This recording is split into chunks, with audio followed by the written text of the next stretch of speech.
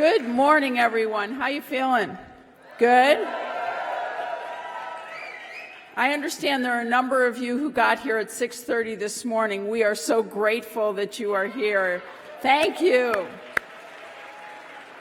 So welcome to day 3 of the Global Entrepreneurship Summit. For those of you who have traveled here from all over the world, I hope you are enjoying the Silicon Valley. I certainly know I am. Having a good time? Yeah. I actually grew up here in the Bay Area and returned to earn my law degree and my business degree right here at Stanford. So for me, this is great to be home. And I am so proud that we have the opportunity this week to expose all of you to this region's thriving innovation ecosystem. And you've brought a lot of energy to this place, so thank you very much. It's also great to expose you to this remarkable network of researchers, entrepreneurs, investors, inventors that are here in the Silicon Valley. It's also fantastic to expose you to this fabulous weather. I don't know about you, I am certainly enjoying all this. I may not return to Washington. Don't tell the boss. While Silicon Valley is known around the world for its entrepreneurial spirit, innovation, as you know, can happen anywhere. As Secretary of Commerce, I have traveled all over the United States and to more than 40 countries.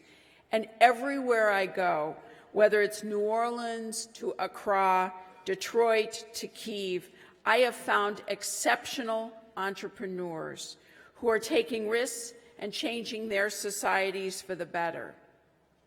The United States, and the Department of Commerce in particular, has a unique role to play in ensuring that entrepreneurs all over the world have access to the support structure they need, you need, to thrive.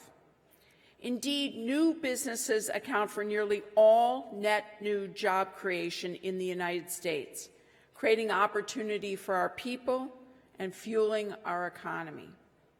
That's why our department and this administration have made it a priority to share our expertise and our experience building an entrepreneurial society with our partners from around the world.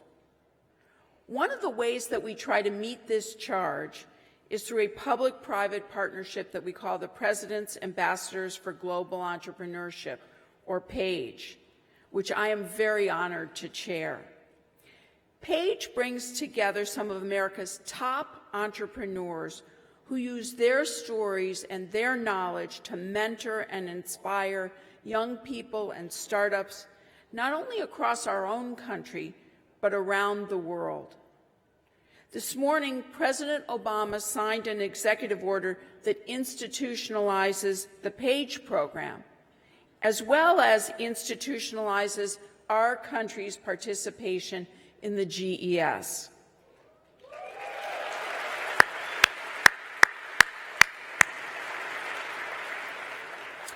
I am really thrilled that the PAGE program and our participation in GES will continue to inspire young people and startups through the next administration and far beyond. Today, let me turn to what we're going to do today. You will have the opportunity to hear from several of our PAGE members, including Steve Case from Revolution Growth on how the Internet is transforming entrepreneurship around the world, Brian Chesky from Airbnb on the sharing economy, Daphne Kohler from Coursera on education technology, Julie Hanna from Kiva on immigrant entrepreneurs, roboticist Helen Greiner on drones, and Shark Tank's Damon John on embracing failure. And you'll hear shortly from my boss, President Obama.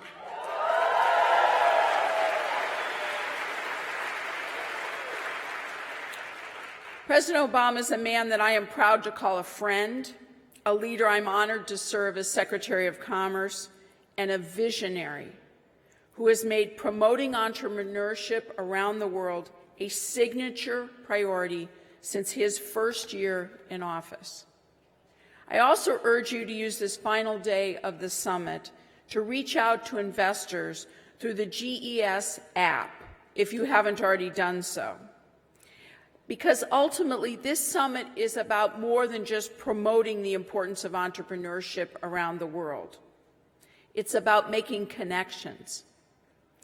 I'm proud that my team has been focused on making sure investors attend the summit and that you, our entrepreneurs, have the opportunity to make key connections for greater access to capital. This year, we have almost one investor for every 2 entrepreneurs. And our goal is to give you the tools, the support, and the capital that you need to succeed. Over the next couple of days, most of you will leave the Silicon Valley and return to your home countries. I hope that you leave armed with not only the knowledge to help your business succeed, but with ideas for how to work with your own governments to create a pro-entrepreneurship culture and environment, policies and programs in your country.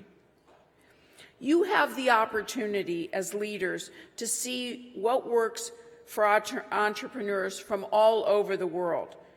So I ask you to work with the leaders of your country to invest in business incubators and churn out successful companies. Push for laws that make it easy for you to both start and close a business. Discuss the importance of policies that allow you to fail and get back up again. And remember that each of you as leaders and mentors, you have the ability to promote in your country the culture of entrepreneurship that encourages risk-taking. Every one of you has the power to be an agent of change and a champion for entrepreneurship. Finally, I have a personal ask to make of you. Once you're successful, please find a way, like our page members, to pay your knowledge forward to the next generation of entrepreneurs.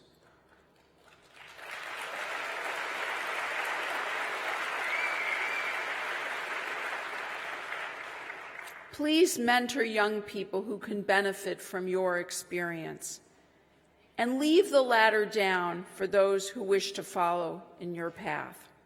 So thank you. We've got a great day ahead for you, and enjoy the summit. Thank you.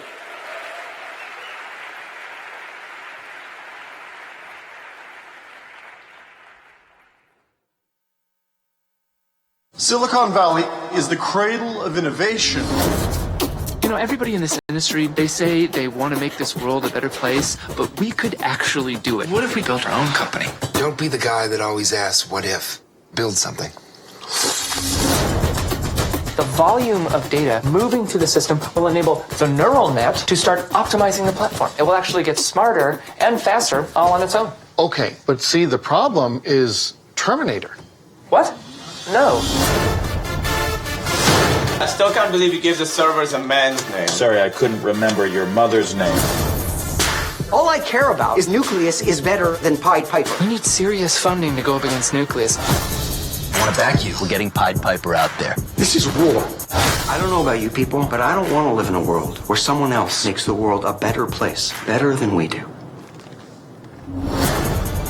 There is a very real possibility that there won't be a company unless we do something about it now.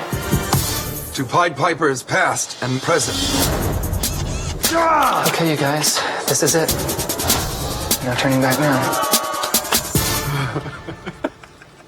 What in God's name is that? What do you think it is? It's a jacket. Once I have your sizes, we can all have them. Why would we all want them? One is already too many. I don't mean in the house, I mean like in the world.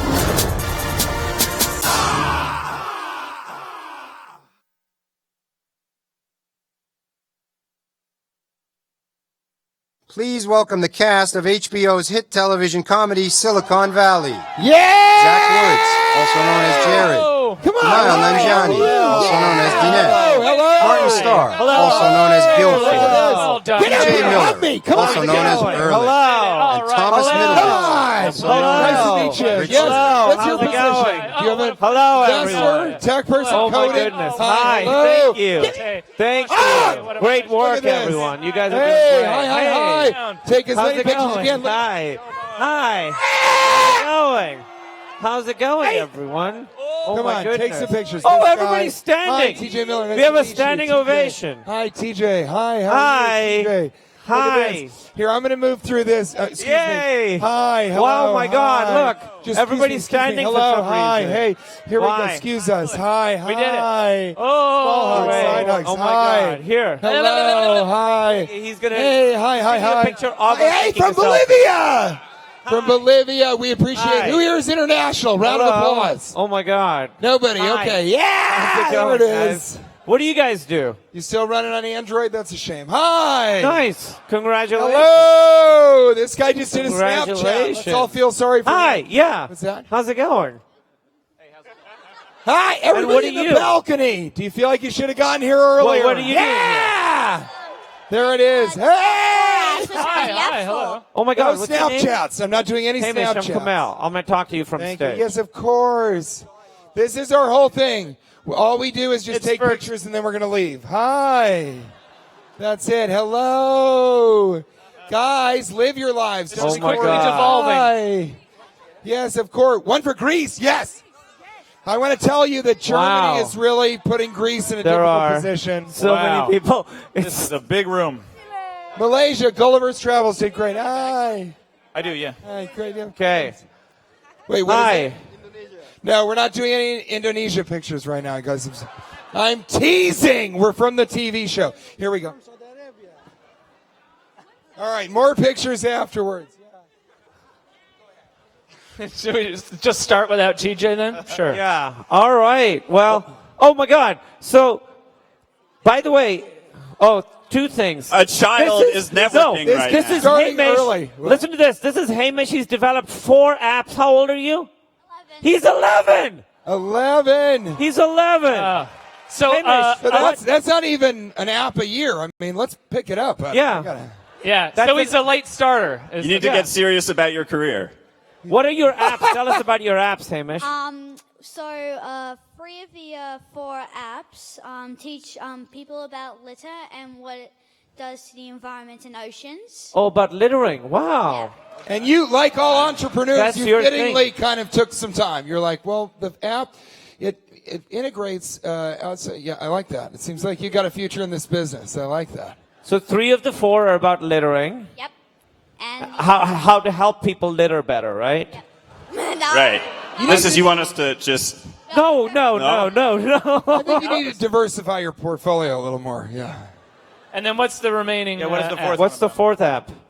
the final one teach people about autism and strategies to deal with it. Oh my God. Very difficult to make fun of. Let's give him a round of beautiful. applause.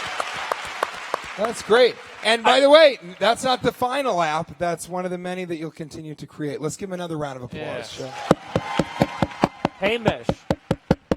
I feel inadequate. I was secretly hoping that 4th and final app would be like where to find the nearest like heavy metal show, like to go like rock out. He to loves Metallica. heavy metal. It's like Shazam, but for children's television. That's the only thing. That's amazing. Well, thank you for having us. It's such an honor to be the keynote speaker at this year's... I think so. Should we Thank sit you. over here? Do you guys want to sit? I don't know. Oh. Stay forward? It's More okay. We energy can sit right standing here. up here. Yeah, the energy's good here. So basically, we wanted to say, you guys, we're real experts. We're on a TV show about tech, so like we really know what we're talking It's about. literally called Silicon Valley. So you guys, finally we're in front of a crowd that really like gets us. And because we talk to most crowds and they're like, oh, you're too smart. It's going over my head. And here, even 11-year-olds have lived full lives. I mean, this is a global conference. So basically what we're going to do is we got a list of all the seminars here. And in case you missed some of them, since we know Because you kind of can't everything. make all of them. You got to be in bed by 9. Yeah. How it goes. Well, yeah, we thought we'd just maybe recap maybe some of the ones you missed, or if there's some upcoming ones. You don't even have to go to them because we got you covered here. Yeah, so if you missed anything, we're here. The first one we wanted to talk about is impact investing, because I guess the big question. Houseboat or the big brunch? question is, is it a houseboat or a brunch? Well, does anyone know, is it a houseboat or a brunch? It's a brunch. Brunch. It's really a Brunch! Correct. It is a answer. brunch. How many people think it's a brunch? Okay. No, guys, you can clap. You don't have to raise your hands. How much more tech could you be? I believe it's a houseboat. How many people, by round of applause, think it's a brunch? Okay. How many people, balcony, we're looking at you. How many people think it's a houseboat? Yeah, the brunches have it. That's what we have it. we knew that. You guys were right. Hey, Mish, do you know what we're talking about? No. Great. He's the only truthful person here. Yeah, that's Okay, let's move on to. We covered that. Yeah. Yeah, we thought that was really interesting. That's the name of the lecture: impact investing, houseboat, or brunch. What is more of a wealthy luxury problem than deciding between those two things? Is it a lunch that's also breakfast, or do we own a boat that we can live in? Very relatable problems. Should we go to blitz scaling? Sure. Or there's also glocal is a fun one. Martin and I have been talking a lot about glocality. Global. Right. So glocal, that's global and local. It's capital for SSA entrepreneurs. You know what an SSA entrepreneur is? Sub-Saharan Africa? Okay. Yeah! Oh, why not? Yeah! Yes! Hey, Mish! He's hey, developed, Mish! he's hey, developed Mish! 3 more apps than all of you. You should know that right now, and he's 11. So you got to think locally, right, Martin? Or no? What? We got to think locally. You have to. So you can't think globally anymore. You can't think locally. You've got to think locally. That's right.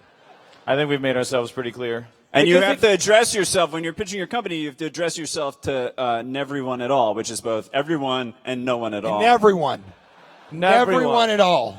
You would think global and local are opposites, and combining them means nothing, but you'd be wrong. When you're thinking locally, you're thinking about entrepotech. Entrepec, okay?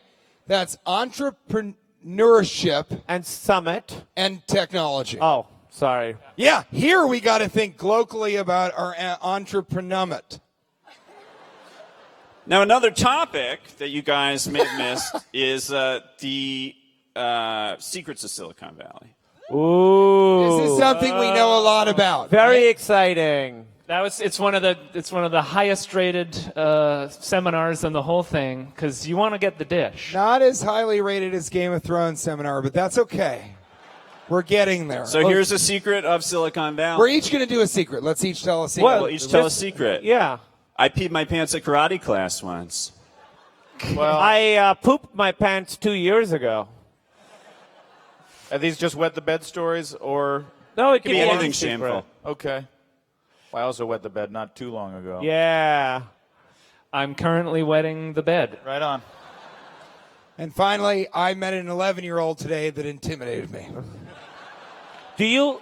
Those are the secrets. You guys, the president is here. All right, let's keep going. Hey, Mish, do you watch Game of Thrones? No. Oh, you don't? All right. I was going to give you a bunch of stuff, but you will soon, because we have a bunch of swag. Oh, wow. From Game of Thrones. Here, take you. He's not. This is so condescending. I'm giving. He's not like no. Do you want? Look how much he's excited. Yes, that's for you. You're going to give him a stuffed animal, and Hamish is thinking. And you can watch. Well, you can learn the language of Dothraki. Yeah. Which is a made-up language on a show you've never watched. Here. Which literally, if you watch that whole thing, it will get in the way of you creating another app that could save the world. Yeah. So give that back to us. Along with it. And continue saving the world. Do you? Should we? Have you seen Silicon Valley? May I ask? No, he doesn't know it. We don't have swag from it anyway, so. Here. So what is your concept of what's happening right now? You're like, why are these people here? But He's like, I will own them in 5 years. They'll be. He's like, I'm going to hire them for a corporate gig. I don't know what they're from. I don't think he's the only one thinking what is happening right now. Are you guys having a good time here at the Yeah. Global Entrepreneurship Summit? Yeah. Yes. Here, Hamish, you want more stuff? Okay, now we want to talk about really quickly. There was a seminar that a lot of you may not have made, or it's in the future. We don't know. Hamish? We didn't prepare. But how to pitch a VC. Have you guys ever? Oh, this is a good one. The biggest key is wear a lot of cologne and 4 or 5 different kinds if you can. Yes.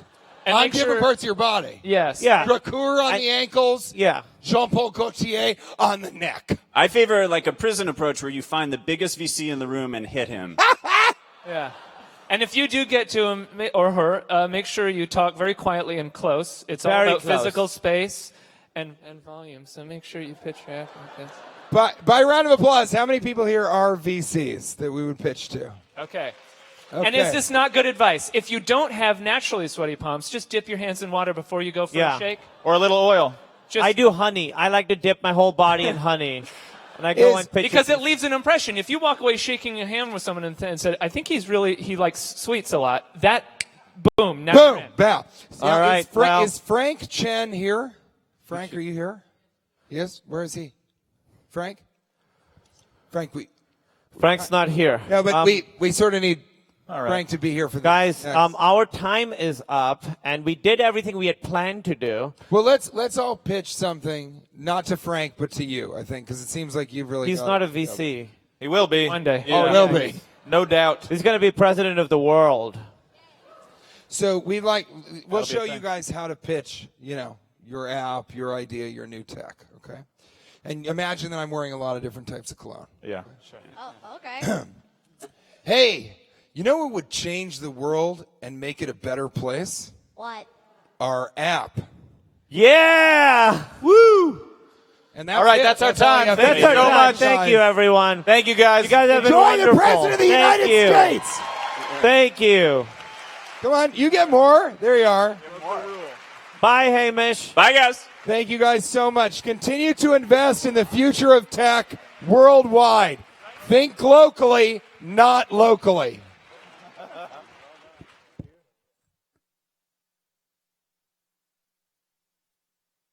Please welcome Steve Case, co-founder of AOL and chairman of Revolution, and the 4 winning entrepreneurs. The Obvious Ventures Award winner, a $50,000 cash prize, Stephanie Spears from Solstice. The first place Spark the Fire Champion Award winner, a $30,000 cash prize from World Bank Group, Neil Petachai Deskrisik of Siam Organic. The first runner-up, Spark the Fire Catalyst Award winner, a $20,000 cash prize from Omidyar Network, Oded Bendov of Sesame Enable. And the second runner-up, Spark the Fire Startup winner, who earned a $15,000 cash prize from Microsoft, Kenya Mattis of Listen Me. Well, good morning, everybody. It's going to be a great day. Obviously, started off with some fun from the Silicon Valley cast, and we're going to have a great morning, of course, culminating with President Obama. But this is a great session because these 4 entrepreneurs 24 hours ago didn't know they were going to be on stage. They won some prize competitions, and so they went from thinking they were going to be in the audience to suddenly being on the stage. And the focus is really going to be hearing their stories and trying to figure out ways you can all help them take their ideas to the next step. But just a few minutes just to kick it off to set the context. First of all, I want to thank Secretary Pritzker, who's really the point person on entrepreneurship for the administration, as well as Secretary Kerry, who did such a great job yesterday in laying the framework for why this is so important, not just for the United States, but for the world. And I'm also, of course, grateful for President Obama. His first few months in office, he really made a priority around in Cairo around entrepreneurship. This is the 6th entrepreneurship summit. I've had the opportunity to be at several of them, including last year in Africa, and it's really been a priority. He also asked me to chair an initiative within the United States called the Startup America Partnership. So he's really made a priority around encouraging entrepreneurship and really trying to make sure it's more, the playing field's leveled and entrepreneurs everywhere have a shot. We're sitting in Silicon Valley, and everybody is proud of Silicon Valley, some even envious of Silicon Valley. But as you think about your country and where you came from, it's worth remembering 2 things. First of all, 75 years ago, Silicon Valley was fruit orchards. It was nothing. But people came together, created a network. There was a sense of hope and possibility, a lot of invention, including much coming from this campus here at Stanford. And Silicon Valley rose from being farms to being this epicenter of innovation, which proves that can happen in your country as well. And even more broadly, it's worth remembering that 250 years ago, America itself was a startup. It was just an idea. And it became the leader of the free world because it has the leading economy because of the work of entrepreneurs, first in the agricultural revolution, then the industrial revolution, and more recently the technology revolution. So all the countries, 170 countries represented here, are on the rise. We call the rise of the rest. We're seeing entrepreneurship both regionalized and globalized, and that's why it's so exciting to see so many faces here, including a diverse mix of faces. The youngest person I met so far was a 16-year-old woman from Jordan.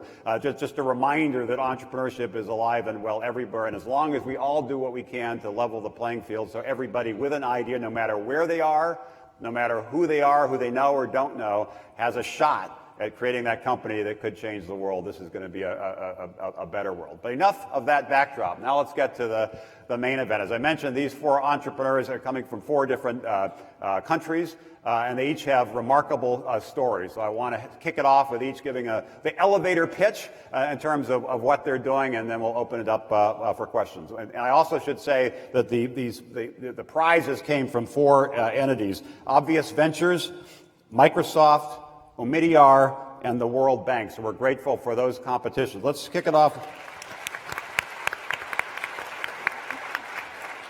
Let's kick it off with Stephanie, who won the prize from Obvious. Tell us a little bit about your company. Thank you, Steve. My name is Steph Spears, and I'm a co-founder of an organization called Solstice. So right now in America, solar is cheap enough that it can save everyone in America money on their electricity bill. Thank you.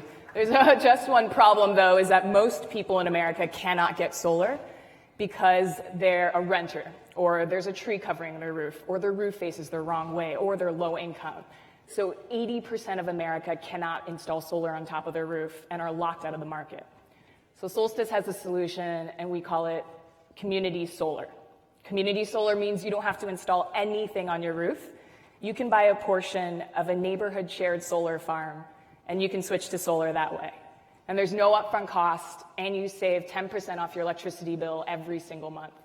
And the fact of the matter is we're never going to make a dent on climate change until we get more people affordable solar power.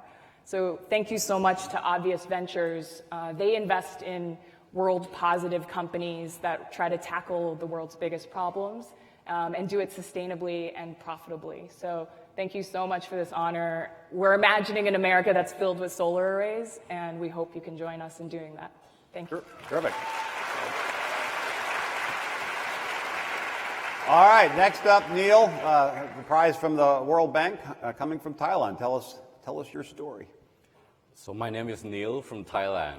About 5 years ago, I was an MBA student, and I had this idea of creating a company that would change the world. So in another word, I was just a kid with a big dream. Thailand is the world's #1 rice exporter, but our farmers are also among the poorest in the world, earning only 40 cents per day. That's 6 times below the poverty line, and this is impacting 17 million farmers in Thailand. So I created Siam Organic, which uses farming management and innovative organic product, which I brought with me, which is called Jasmine rice, which has 3 times higher antioxidant than blueberry. So through this innovation, we've been able to take the income from 40 cents a day to over $6, an increase of 14 times. Thank you. So I'm currently working with over 1,000 farming households, and our plan is to go up to 20,000 households in the next 3 years. I'm here, honored to be here to represent those all over the world that deserve an opportunity at life. Thank you. All right. Now let's switch to Israel, and this is the prize from the Omidyar Network.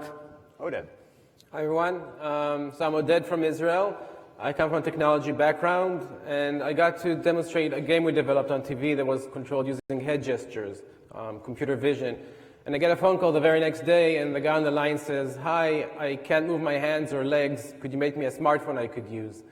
And that was Giora, who's today my co-founder and partner at Sesame Enable. And we created a world's first touch-free smartphone designed for people who are paralyzed, people with spinal cord injuries, cerebral palsy, ALS.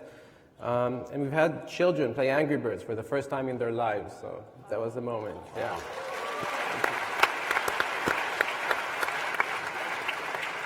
And last but certainly not least, from Jamaica, the prize was coming, this one, from Microsoft, Kenya. Thank you so much, Steve. Good morning, everyone. I'm so excited to be here. My name is Kenya Mattis from Jamaica. I'm CEO of Listen Me Caribbean Limited, and my background is a little bit different. I'm actually a songwriter and a writer at heart. So just to be here and to have an MBA that gave me the opportunity to launch into the entrepreneurial space is really huge for me. And I have a passion for helping kids learn their own mode of self-expression. However, I found that 30% of kids in Jamaica actually are struggling with their grade 4 literacy tests. And in the Caribbean, in some countries, up to 40% are underperforming or failing at literacy. So I used my creative background to work with educators to develop an interactive web app that is using neurolinguistic cues, baking them into animations and games, and helping kids to boost their spelling scores from as low as 40% up to 100% in just 20 minutes of engagement. So really passionate about this innovation and seeing how we can expand this not only to the Caribbean, but to other countries in the world where we really need to have kids reading, writing, and expressing themselves and have 100% literacy in the world. All right. Well, first of all four were great elevator pitches, crisp to the point, and made it clear why they were doing what they were doing. And I think it's also a great reflection of the diversity of people and places and ideas, energy, education, disabilities, a lot of different food, a lot of different things. But the story about what you're doing is part of it. The other story that's always interesting is the entrepreneurial journey and why are you doing it? What is driving you? What's your passion? What's your purpose? And we talked last night, you mentioned you were started as a songwriter. How did you get from being a songwriter to being an entrepreneur? I feel so much at home in the booth with artists and giving them a voice as well. A lot of times we have talents, but it's just a matter of how to communicate our message. And I found that when I work with children, which is a big part of my passion, that they have a similar experience too. How do you help kids tell their own stories? So I guess my business is almost modeled off of me. I'm a creative, but I also love solving problems as well. And that's why I decided I was going to study business, study entrepreneurship, and find a way to scale my talent and apply that and affect the lives of millions of people. So that's really my vision and why I'm doing this today. And Oded, one of the benefits of GES, obviously, is the opportunity to meet people, bump into each other, and you had the opportunity, which is pretty good for a guy focused on Android, to meet the Google CEO backstage. But how did you get interested in this? Obviously, you're passionate about trying to kind of level a playing field in terms of people who have disability. What drove this? What triggered that? So for me, I didn't know anyone with disabilities up to the point that Giora called me up. And if Star Wars good versus evil is a real scale, then I was always on the good side.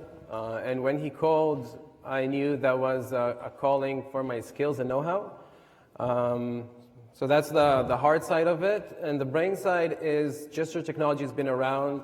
It's been tried by all the big companies who are here, and nothing has yet to stick, except Connect Microsoft, and that's awesome. And what we're dealing with is a solid use case. He can't use his hands, he can move his head. That's business school 101. Right. So you want to feed the world, empower farmers.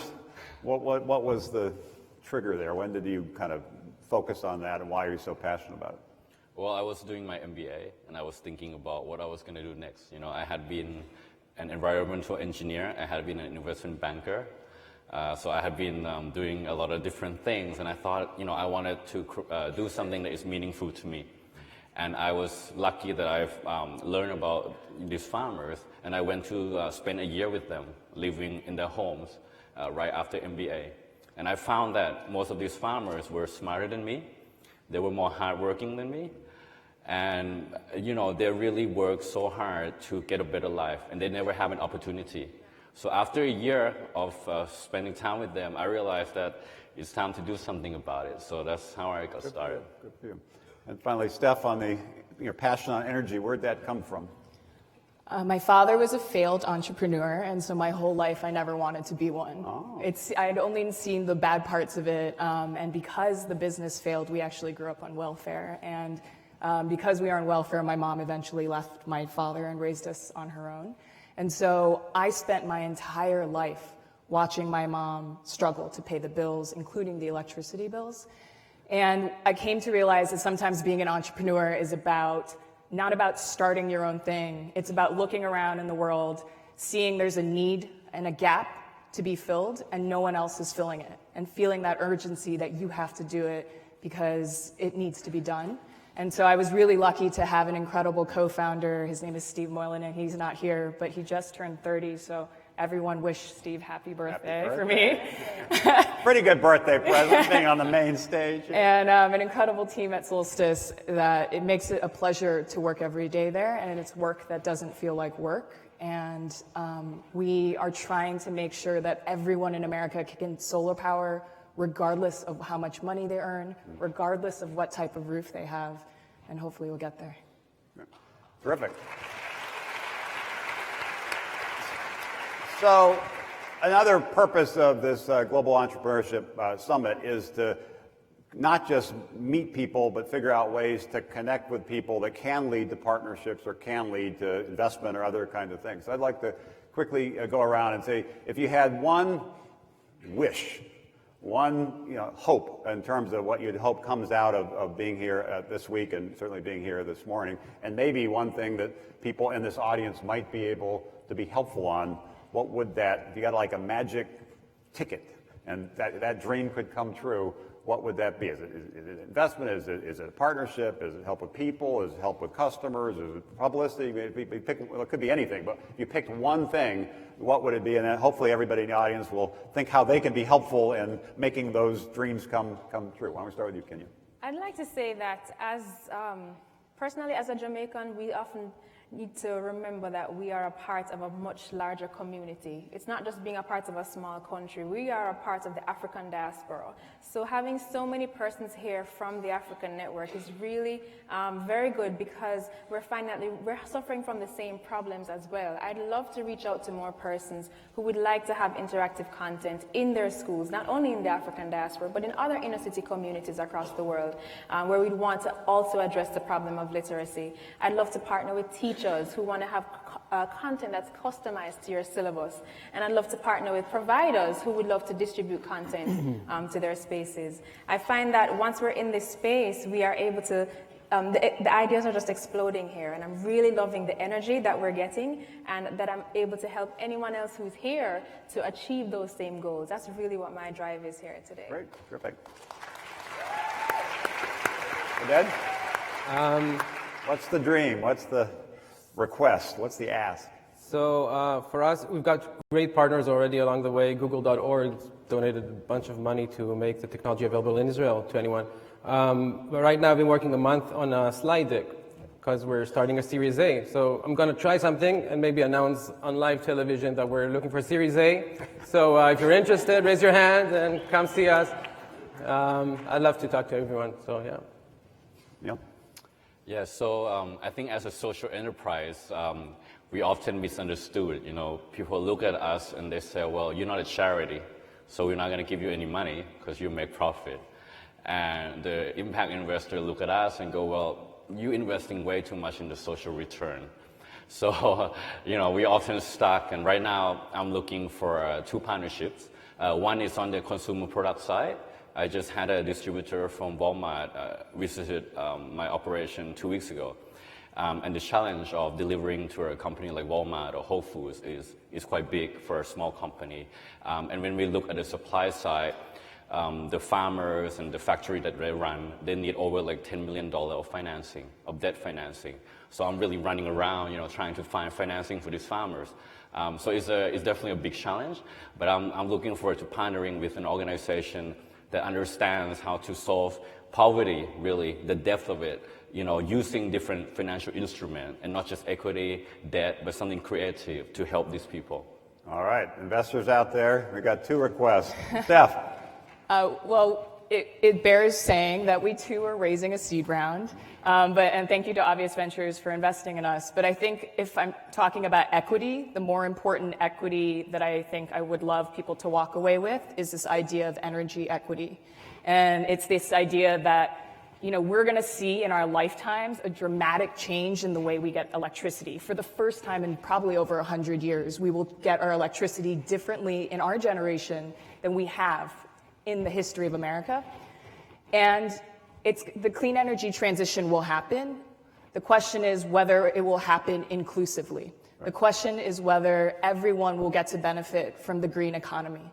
And so, yes, we're raising a seed round, but more importantly, please know that energy equity is an issue in this country, and you can help us, but you can help a lot of other good organizations that are working on it, and we have to make this green transition happen as inclusively as possible. Terrific. So as I said earlier, 170 countries are represented. Some have more fully developed entrepreneurial ecosystems, certainly the United States, particularly Massachusetts. There are many parts of the United States that don't, what we call the rise to rest. That there are lots of places that need more of what Silicon Valley has, but Massachusetts is doing well. And Israel, as a startup nation, is showing real progress. But there are challenges in Jamaica. There are challenges in Thailand, which are not quite as developed. They are developing. They are rising. So I want to ask the two of you, start with you, Kenya. What are the extra challenges you as an entrepreneur being in Jamaica have, and how, if you were talking to the leadership of your country, what would the request be in terms of how they can help support you and your fellow entrepreneurs, and in the process not just help your companies be successful, but lift up Jamaica as a more entrepreneurial nation? Oh my gosh. First of all the entrepreneurs from Jamaica, can I just see you wave your hands to me, please? Thank you very much, ladies. Everybody else from the Caribbean, from the world, if you are listening right now, I just really want to say, first of all, it is a journey, as you rightfully point out, Steve. And I'm very aware that although we're not as advanced as other countries are, we are getting there. However, there are some issues as it relates to access to capital. When we're working, especially in the creative industries, you cannot use intellectual property to leverage the growth of your company. And so how do I really place a value on that so that I can scale quickly?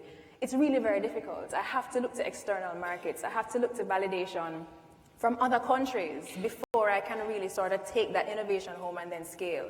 So having a platform like this, I would love for us to take a look at the creative industries as a space that is not just about expression and creativity, but creating real value, social impact, and boosting education so that we can then address proper issues that we're facing and help our children to grow. And as I said, 100% literacy is achievable. Other countries are far on their way. We just need to be more creative in our solutions.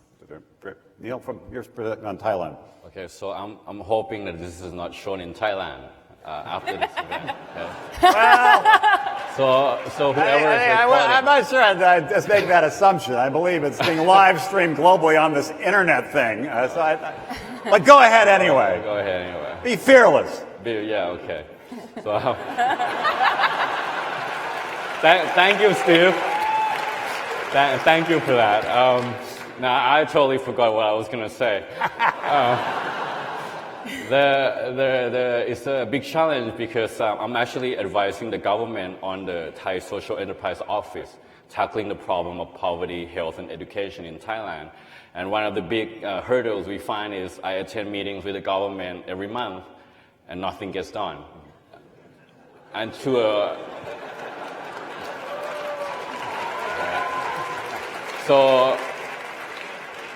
So, you know, I think my message in terms of public-private partnership, definitely in the developing world, is that really the entrepreneurs, they are the ones who are passionate about solving this problem. They're the ones who are passionate about changing the world. You know, let them go to work and, you know, build a regulation in a way that it has flexibility for these people to make that impact. And I think, you know, the government role in the United States is fantastic. You know, they support you. So they're not they're really the gatekeeper. And I hope that in the developing world, you know, we will learn from your example and really, you know, let these people go to work so they can work, you know? Yeah. Stay out of the way. It's a great message, and all those folks watching and the leadership in Thailand. Just do it. Just do it. But it's also something that many of your countries are facing. There are many challenges. There'll be regulatory challenge, sometimes even corruption challenge, or infrastructure challenge, or investment challenge, or talent challenge. There's a whole series of challenges. And the whole point of shining a spotlight on global entrepreneurship is to try to help as many countries and many places rise up and support the next generation of entrepreneurs that are going to create the jobs, that are going to create that hope and that sense of that opportunity. So it's a big challenge. Maybe after we finish and go backstage, you can talk to Secretary Pritzker and Secretary Kerry and President Obama and ask them to make some calls on behalf of you and the other folks. But I have time for one more question before this. I have some final thoughts. I want to turn the tables a little bit. If you were trying to give advice to the people in the audience, as an entrepreneur, the experiences you had, your story, your journey, what would your bit of advice be to the entrepreneurs in this room, and indeed the entrepreneurs watching all over the world? Steph, why don't we start with you? Thanks, Steve. My favorite advice that President Obama has given interns at the White House is, it is more important to do something than want to be something. And I take that every day in the work. I think sometimes it can be easy to overemphasize the entrepreneur, and everyone, it's very, hyped up right now. It's very chic right now to be an entrepreneur. But really what makes organizations survive or fail are the teams and the people in it. And so while there is an overemphasis on entrepreneurs, what we should be more focusing on is employee number 1, employee number 2, employee number 3, 4, 5, and making sure we recruit great people and that we retain them and keep the organization operationally functional.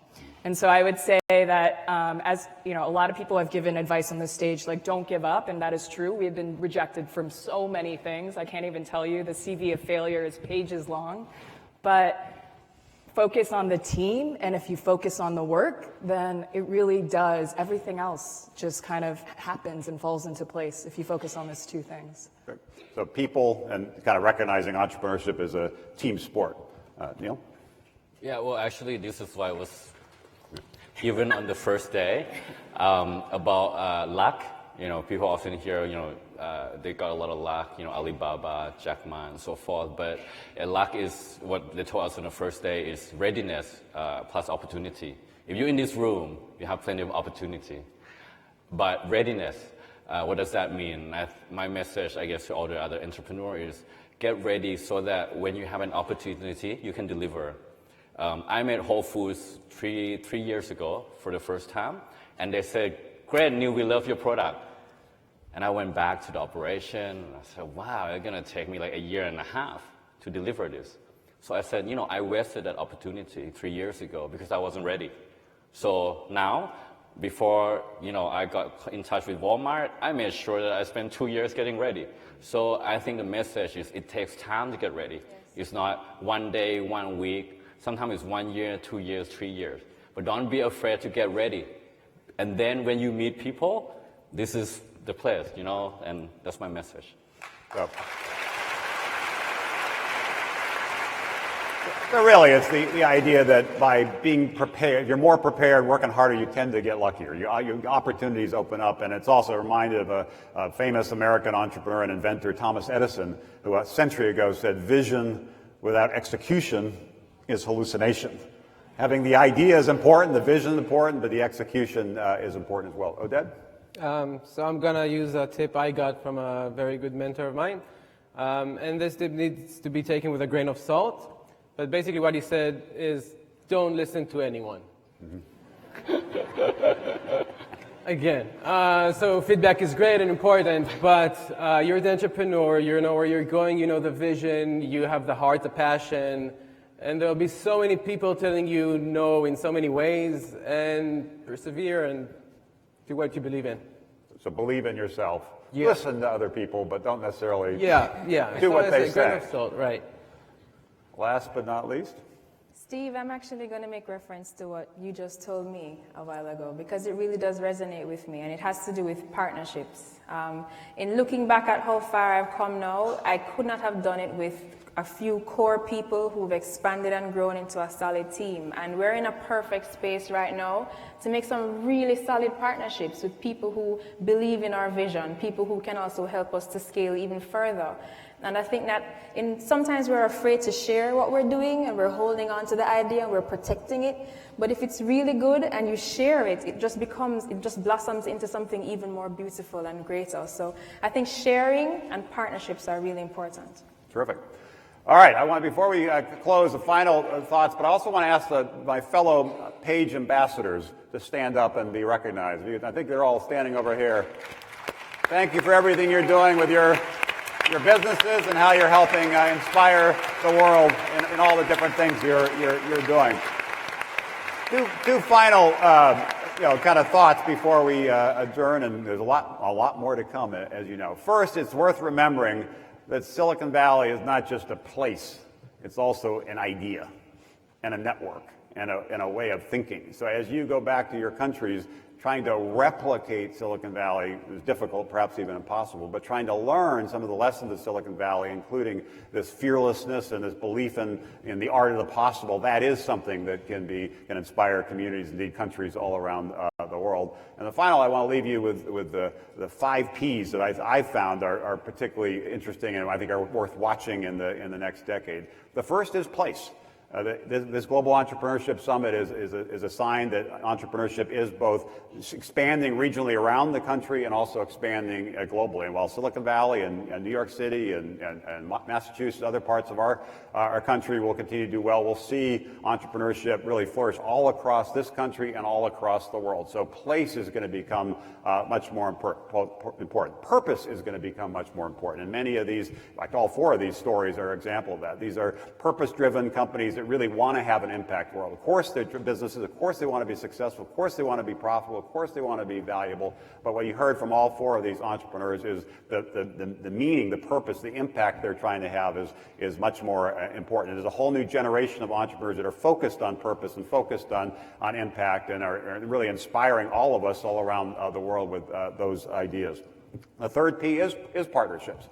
I think this next wave of innovation in all these different sectors, food, energy, education, healthcare, all these different sectors and many other things folks in this room are working on are going to require more partnerships. And the second wave of innovation in the internet was mostly about software and apps. The third wave is integrating it throughout our lives, and you can't go it alone. There's an African proverb that I think really should inspire all of us. If you want to go quickly, you can go alone, but if you want to go far, you must go together. So the spirit of partnerships is very important. Also policy. We heard this several times, that the role of governments around the world to set the stage for entrepreneurship and make sure the regulations are right in each of these sectors as we move into this new third wave, I think is going to be very important. It's very important for entrepreneurs, even though they're busy building their businesses and sometimes scared of government and sometimes mad at regulations, to engage in a constructive way to make sure that we really do make sure entrepreneurship is available to everybody. And finally is this idea you heard several times around perseverance, that revolutions often happen in evolutionary ways. You got to stick with it. My own story with the founding of America Online, AOL, 31 years ago. At the time, only 3% of people in this country were online, on average 1 hour a week.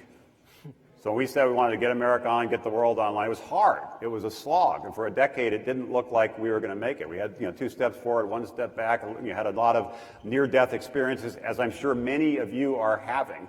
But if you believe in your idea and you have a team that's passionate about that idea, sticking with it and persevering is critical. So I'll leave you those 5 Ps, and please join me in thanking these 4 terrific entrepreneurs that are representing the future of entrepreneurship.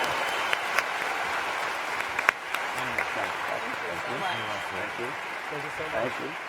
Thank you. Thank you all.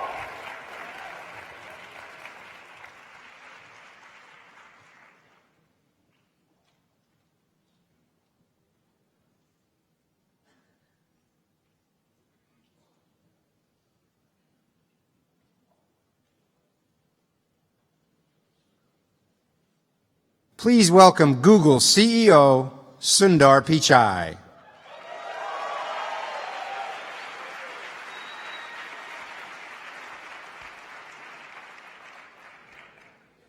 Thank you.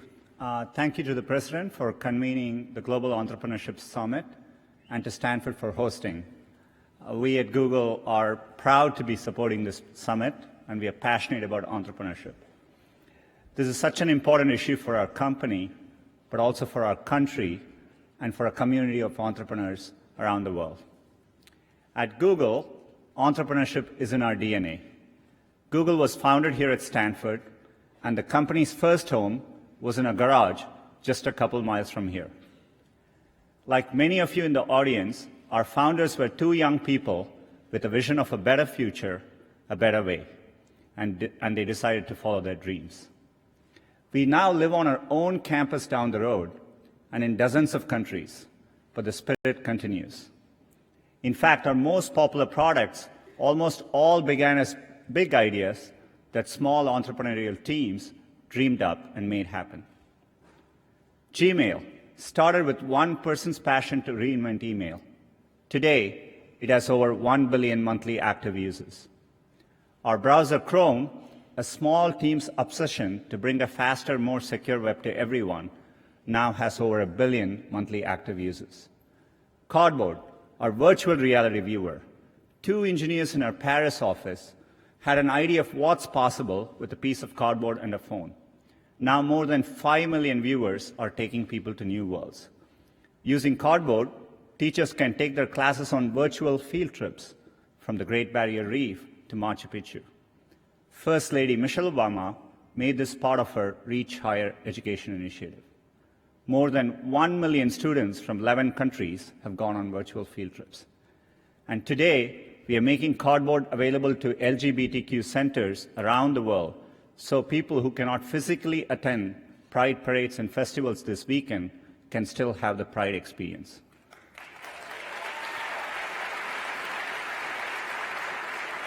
All of this came from two engineers in Paris' bright idea. We don't know what's next or where it'll come from, but we know that the barriers to entrepreneurship and to bringing ideas to global audiences are tumbling. People working anywhere in the world, born anywhere in the world, can create a product and make it available to anyone in the world. The most used messaging app in Southeast Asia was built by a young man born in Ukraine who moved to the US. And the three most popular viral games in the US in recent years came from entrepreneurs in Finland, Ireland, and Vietnam. You're the ones building the next Google, the next Spotify, the next Tesla, the next, well, we don't even know, but what I know is that someone in this room will build it. Maybe someone even from the cast of Silicon Valley. Let me tell you a little bit about my personal journey to Silicon Valley from India 22 years ago. Growing up in India, like many of you, I got my first telephone when I was 12.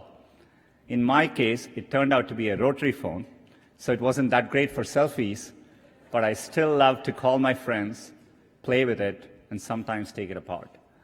That telephone cemented my fascination with technology. I remember in my parents' house in Chennai reading about the invention of the transistor at Bell Labs. Of course, that initial invention helped found what became known as Silicon Valley, and out of that came companies like Fairchild Semiconductor and Intel, and all the computers and software that we all use today. You can draw a direct line from that invention to the technology that powers your Twitter feed or your WeChat messages today. I remember reading about that and thinking, it's the idea that matters. It didn't matter where you come from or what your background is. One revolutionary idea, one brilliant invention can unleash other entrepreneurs to revolutionize industries in ways you could never predict. The people who built the transistor in many ways enable the entrepreneurs who are using incredible processing power to analyze data and diagnose cancer. In the same way, the invention of smartphones and GPS has enabled other companies to build apps that revolutionize the way we travel around cities. That's why I came here. I had a deep desire to be part of this exchange of ideas, this community of entrepreneurs. And coming to the global hub where this was all happening, at Stanford, I felt welcomed and embraced. People didn't care where I came from, only my ideas and hard work mattered. I'm not alone. The Valley attracts people from all over the world. That is why you're here. I'm excited that over 700 entrepreneurs from over 170 countries are joining us here today. The possibility that anyone with the right idea at the right time can have an impact on others that is no longer limited to a single place. It's possible everywhere. What we are seeing now is an unprecedented global opportunity. In China, a few months ago, I met entrepreneurs combining social, commerce, and business platforms in entirely new and unique ways. And earlier, I mentioned a game built by an entrepreneur from Vietnam. When I was last in Vietnam, I met him. His name is Dong Nguyen, and he created Flappy Bird. He was a developer from Hanoi who wanted to create simple games, non-violent games, that reminded him of why he fell in love with gaming in the first place.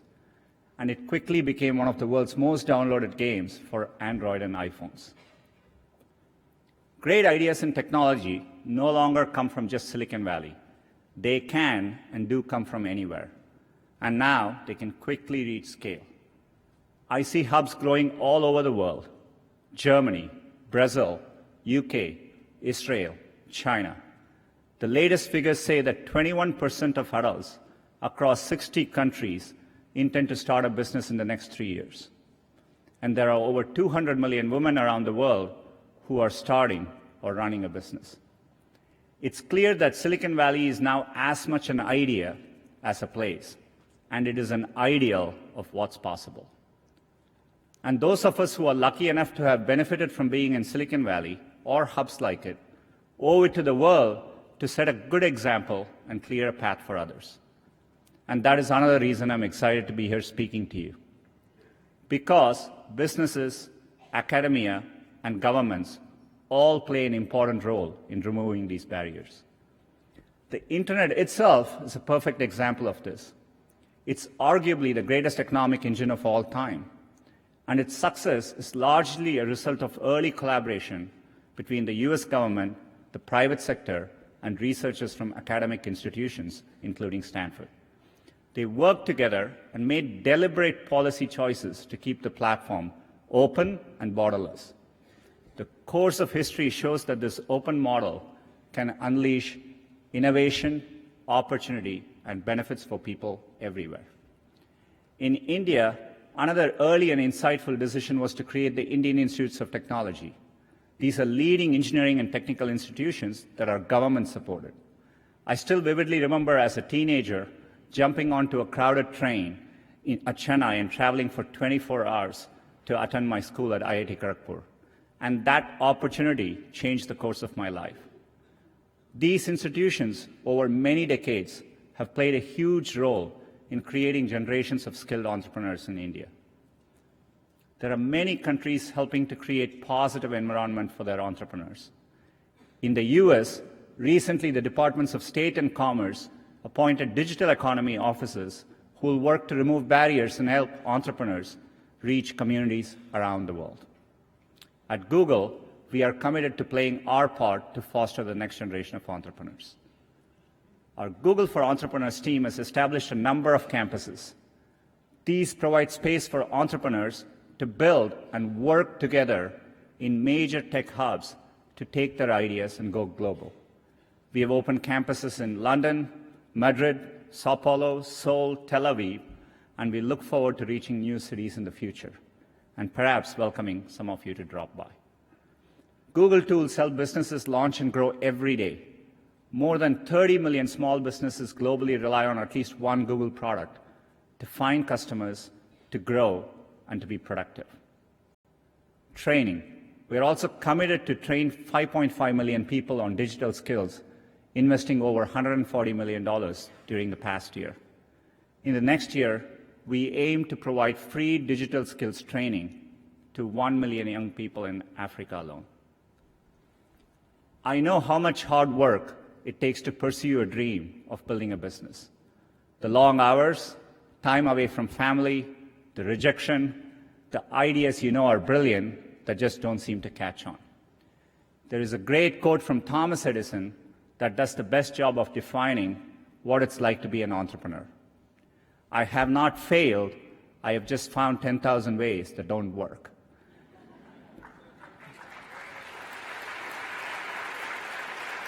Everyone here is part of a tradition that stretches all the way back to Edison and up to companies like Google today.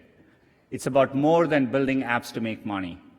It's about transforming industries, creating millions of jobs, curing diseases, fighting global warming, and making our schools richer environments for our children. So I hope you enjoy your time here in Silicon Valley, and I hope you find the summit invigorating, and that when you get home, it encourages you to continue building. We are all looking to you, the world is counting on you, and we can't wait to see what you build next. Thank you.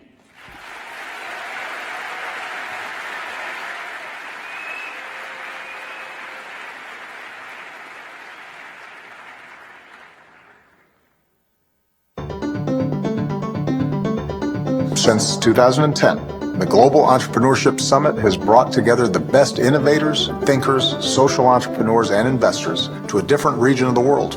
We've come together to foster economic development, to promote health, especially for women and children, and to advance the work that brings you here today. The entrepreneurship that creates jobs and opportunity. We do all this because we believe that whether you live in Kuala Lumpur or Kuwait or Kansas City, when you're free to have your own ideas, pursue your dreams, start your own businesses, serve your communities, it isn't just good for your nations. It means more prosperity and progress for us all. The United States hosts the Global Entrepreneurship Summit, this time in the birthplace of modern innovation, Silicon Valley.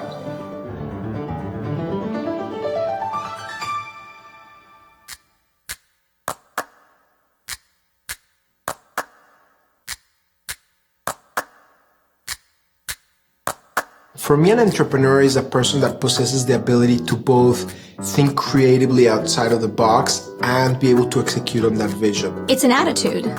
It's not a person, it's an attitude. One of the critical things that an entrepreneur has to have to be successful is being a learning machine. Above all else, I think they need to be relentlessly resourceful. An entrepreneur needs grit and perseverance. Here's a barrier, but instead of being discouraged by it, I'm going to figure out some way to get around it or get over it or just knock that barrier down and keep going. One person alone doesn't accomplish much. It's actually a group of people. Get people behind you to believe in you and believe in your ideas and build a tribe. Every Batman needs a Robin, and I have a house filled of Robins. That's an excellent question. I can't imagine that. Bleakness, stagnation. What would the world be like without Henry Ford or the Wright brothers, without Mark Zuckerberg or Bill Gates? I remind people that even in the United States 250 years ago, it itself was a startup. It was just an idea. It's got to be the thing that gets you up every morning, that you can't stop thinking about, you can't stop talking about. It can't just be one of those, oh, that's a cool idea, maybe I should do that. It's got to feel like a life calling. You have to ask yourself every day, who is smarter than me out there working on this problem, and what do I have uniquely that they don't have? And not just in your local market, but on a global scale. Entrepreneurs, by definition, are creating opportunities that didn't exist before, so you need to be comfortable risking the unknown. You're not going to have a big success if you're not really willing to take some risks, because the reality is the status quo is the status quo for a reason. Without risk-taking, you don't have innovation. Because innovation is fundamentally about experimenting and trying things out. So it destigmatizes this idea of failure and turns it into a path of learning. Try something. It may or may not work, but just try it. And if it doesn't work, learn quickly and iterate and improve. You won't know how you can flourish unless you take risk, unless you take chances, but affordable chances, affordable risks, things that you can recover from. Your vision might not be understood immediately. It might upset people. So you are going to face no thanks. No, thank you. We don't think this will work. We're sorry. We're sorry. We're not interested. It's not what we're looking for. You have to have faith in your idea. You have to be able to face that rejection and move beyond it. The word no, or even the word failure, is just part of the journey of success. The no's become increasingly less as the yeses become increasingly more.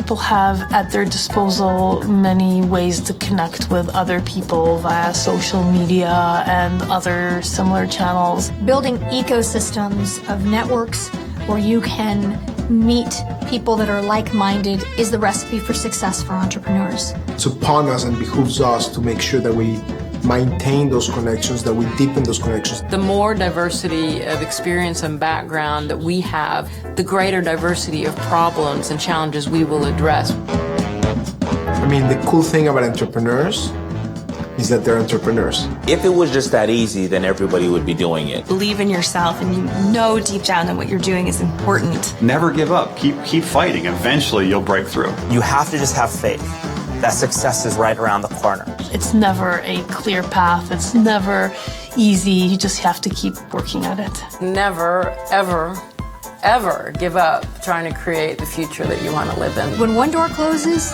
another one always opens.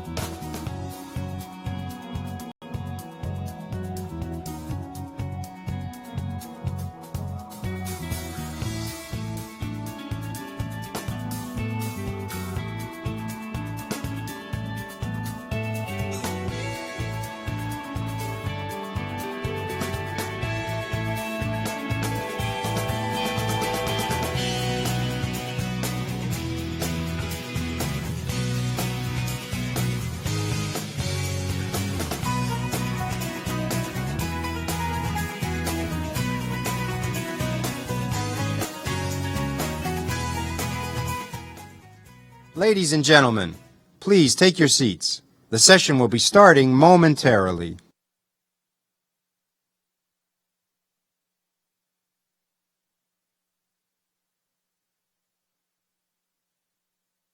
Ladies and gentlemen, please take your seats. The session will be starting momentarily. Please welcome the president of Stanford University and our venue host of the 2016 Global Entrepreneurship Summit, John Hennessy. Welcome and good morning. It is a unique privilege to host the Global Entrepreneurship Summit at Stanford this year.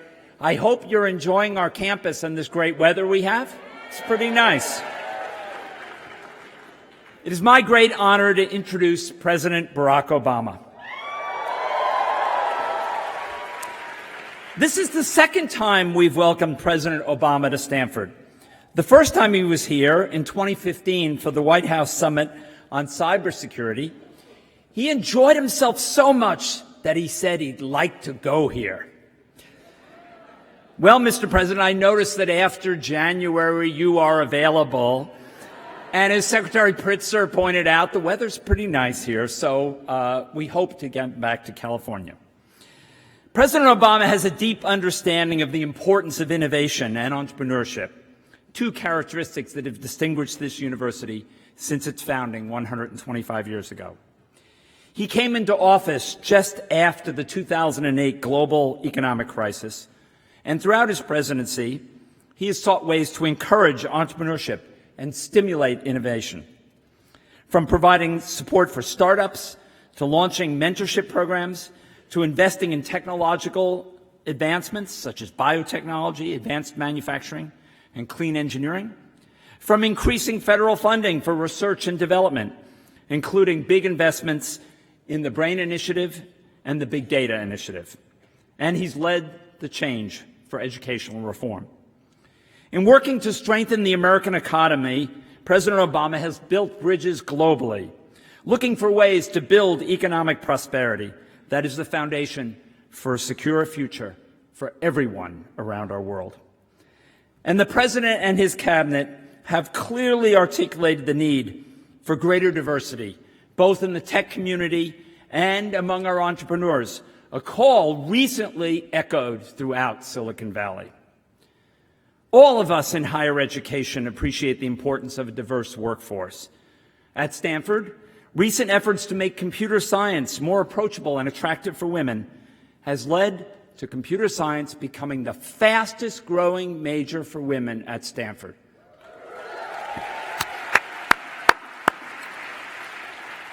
But I think that's only the beginning. Our entire educational system will continue to have to reform and devote itself to achieving greater diversity across our workforce. Like Secretary Kerry, we also believe that an entrepreneurial mindset, including its constituent characteristics of creativity, collaboration, bold leadership, smart risk-taking, are important in all walks of life, especially as we educate young people who will need to address the massive global challenges we have around the world. This is President Obama's 7th annual Global Entrepreneurship Summit, and we are tremendously honored that he has chosen to hold it at Stanford University. Please join me in warmly welcoming the 44th President of the United States, Barack Obama.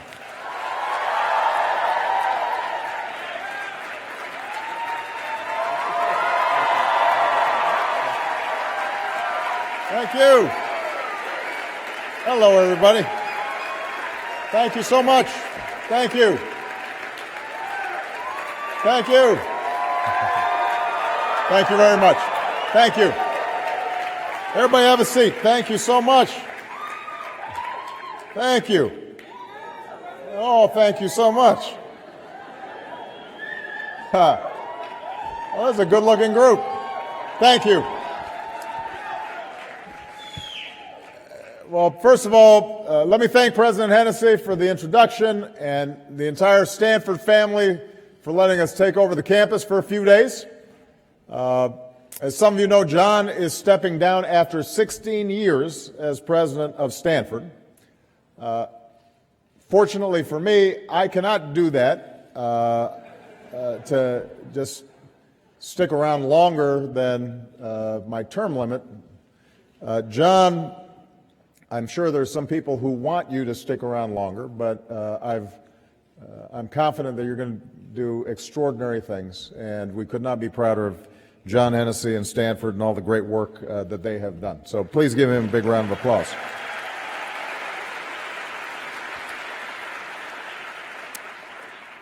Now, it's summer break. Just so all of you know, Stanford is not always this quiet. This school is unique. Folks ride on bicycles everywhere. And athletes are also computer engineers. This is the place that made nerd cool. So we are thrilled to be here. I know that I am not the first speaker that you've heard from, but many of you have traveled here from a long ways. We got more than 170 countries from every region of the world represented. Some of you, this is the first time you are visiting our country, so let me just say on behalf of the American people, not only welcome to our Global Entrepreneurship Summit, but welcome to the United States of America. We are glad to have you.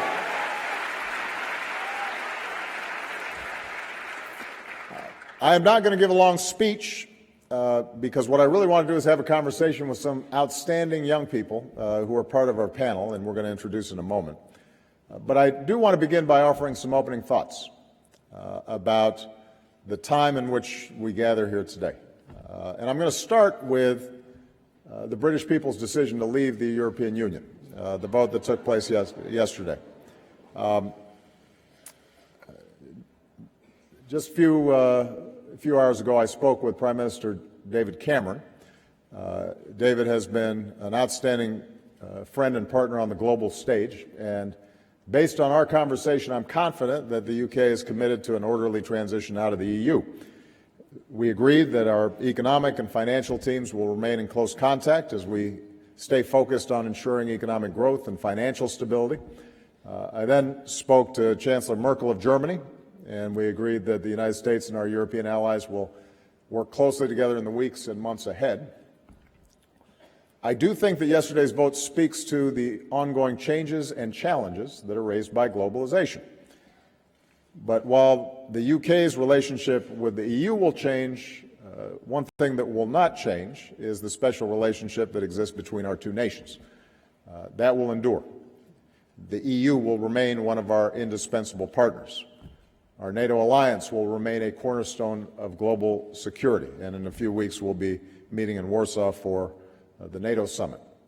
And our shared values, including our commitment to democracy and pluralism and opportunity for all people in a globalized world, that will continue to unite all of us. And that is the work that brings us here today. The world has shrunk. It is interconnected. All of you represent that interconnection.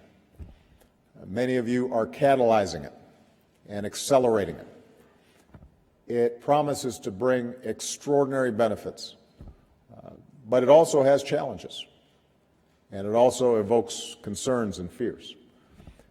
And so part of why this Global Entrepreneurship Summit has been so close to my heart, something that I've been so committed to, is because I believe all of you represent all the upside of an interconnected world, all the optimism and the hope and the opportunity that interconnected world represents.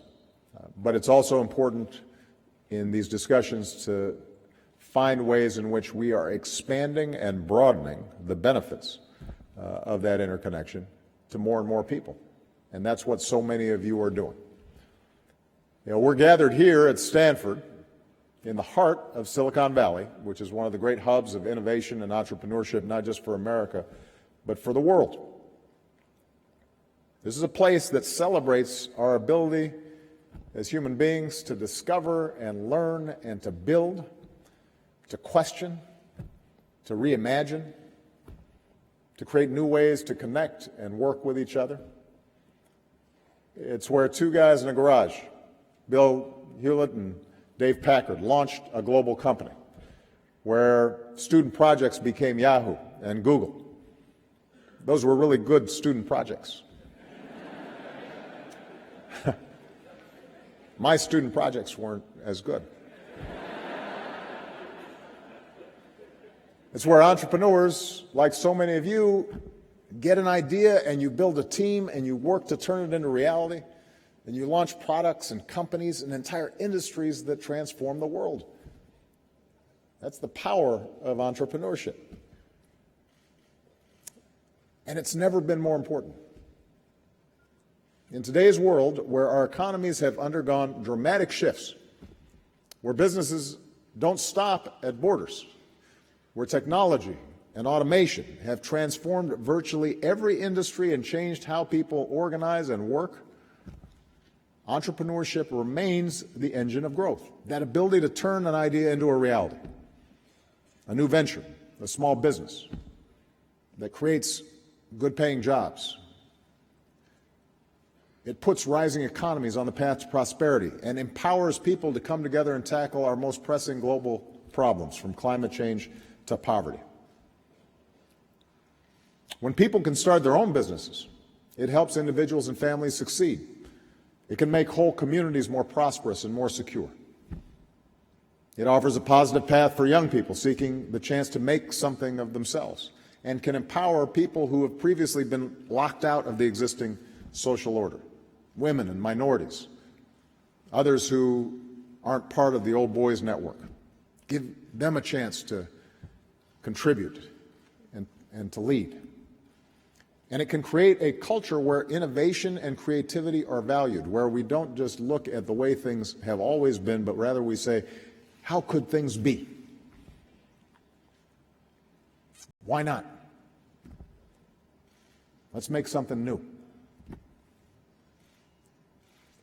The Spirit speaks to something deep inside of all of us, no matter who we are, what we look like, where we come from. You look out across this auditorium, you're all of different backgrounds and cultures and races and religions. Some of you are from teeming cities, others are working in small rural villages. But you have that same spark, that same creative energy to come up with innovative solutions to old challenges. And entrepreneurship is what gives people like you a chance to fulfill your own dreams and create something bigger than yourselves. We live in a time when more than half the world is under the age of 30. And that means we've got to make sure that all of our young people around the world have the tools they need to start new ventures and to create the jobs of the 21st century and to help lift up entire populations. And so many of you are already doing this. As I travel around the world, one of the extraordinary things that I have the opportunity to do is to meet young people in every region and to see the problem solving and the energy and optimism that they're bringing to everything from how to generate electricity in environmentally sound ways in remote places that are off the grid right now, to how do you employ women in remote areas who all too often have been locked out of opportunity. You just see enormous creativity waiting to be tapped. And part of our job, part of this summit's job, is to make sure that we're putting more tools, more resources into the hands of these folks who are changing the world, and making sure that all of you know each other so that you can share best practices and ideas and spread the word. Now, I know that the daily reality is not always as romantic as all this. Turns out that starting your own business is not easy. You have to have access to capital, you have to meet the right people, you have to have mentors who can guide you as you get your idea off the ground. And that can be especially difficult for women and young people and minorities and others who haven't always had access to the same networks and opportunities. You deserve the same chance to succeed as everybody else. We got to make sure that everybody has a fair shot to reach their potential. We can't leave more than half the team on the bench. That's why we've invested so much time and effort to make sure that America is helping to empower entrepreneurs like you. So we held our first summit back in 2010. Since then, we've brought entrepreneurs like you together in Turkey and the Emirates and Malaysia, Morocco, Kenya, and all told, we've helped more than 17,000 entrepreneurs and innovators connect with each other, access capital, find mentors, and start new ventures. 17,000.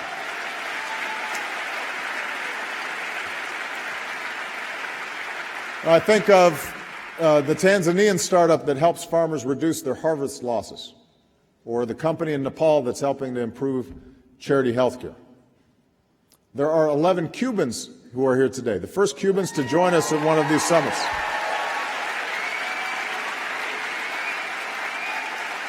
Hola. Mucho gusto. They're ready to help create new opportunities for the Cuban people. Where are they? There they are.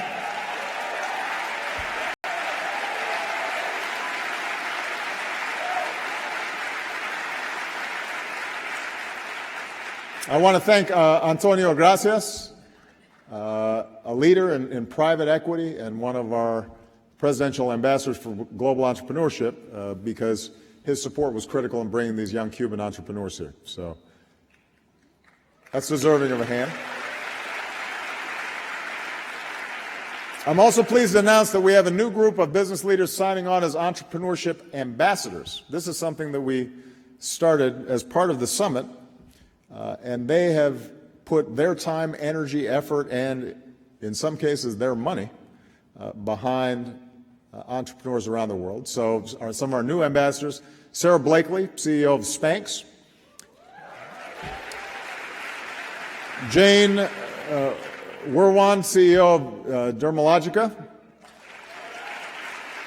Stephen Jurvetson, partner at Draper Fisher Jurvetson, and Patrick Collison, CEO of Stripe.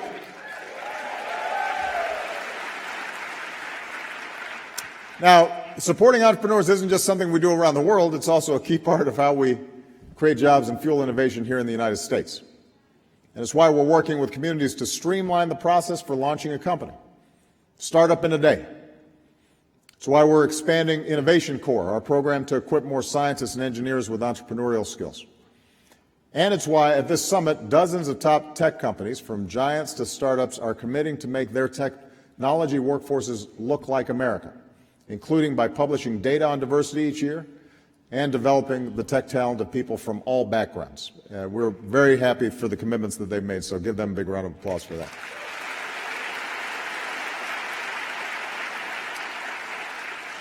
Here at this summit, we're also building on our progress with new commitments from government and business and philanthropists. So at last year's Paris climate talks, for example, Bill Gates and other top global investors committed to partnering with governments to invest in cutting-edge clean energy solutions. Today, we're launching an initiative to connect some of these global investors and others with clean energy entrepreneurs from developing countries. We're also announcing the Young Transatlantic Innovation Leaders Initiative, which will bring 200 of Europe's innovators to the United States each year to develop their skills. And we've got organizations like Endeavor, which supports entrepreneurs starting a $100 million fund to invest in companies across Latin America and the Middle East, in Africa and Southeast Asia. Investment firms like Capria Ventures, which will help fund international startups. So these are just a handful of the commitments, and I suspect new ventures that are going to come out of this year's summit. So, all of you budding entrepreneurs, don't be shy while you're here. Talk to the experts, make your pitch, network with potential investors, find that mentor who might help you navigate through a tough patch. Connect with your fellow innovators, because ultimately the world needs your creativity and your energy and your vision. You are going to be what helps this process of global integration work in a way that is good for everyone and not just some. I've spoken about this before. I believe we are better off in a world in which we are trading and networking and communicating and sharing ideas. But that also means that cultures are colliding, and sometimes it's disruptive, and people get worried. You're the bridge, you're the glue, particularly the young people who are here, who can help lead towards a more peaceful and more prosperous future that provides opportunity for everybody. And because this is about more than just this one event, or for that matter, this one president, we're going to make sure that the United States continues to help developing the next generation of entrepreneurs. We are very proud to announce that next year's Global Entrepreneurship Summit will be hosted in India. Got the Indian contingent in the house. I'll try to stop by if I'm invited. But the point is, I believe in you, and America believes in you. And we believe that you have the talent and the skills and the ambition not just to pursue your dreams, but to realize them, that you can lift up not just your own families, but communities and countries and create opportunity and prosperity and hope for decades to come. That's the promise that we see in all of you. And that is the promise that we see in our outstanding panelists that you're going to hear from. Mai Medat of Egypt, who's a software engineer who started a company called Eventus, which is a one-stop online shop for people who organize events. Jean Bosco Nizeyimana of Rwanda, who's the founder and CEO of Habona Limited, a company that uses biomass and waste to develop eco-friendly fuels that are used in rural Africa. Mariana Costa Checa of Peru.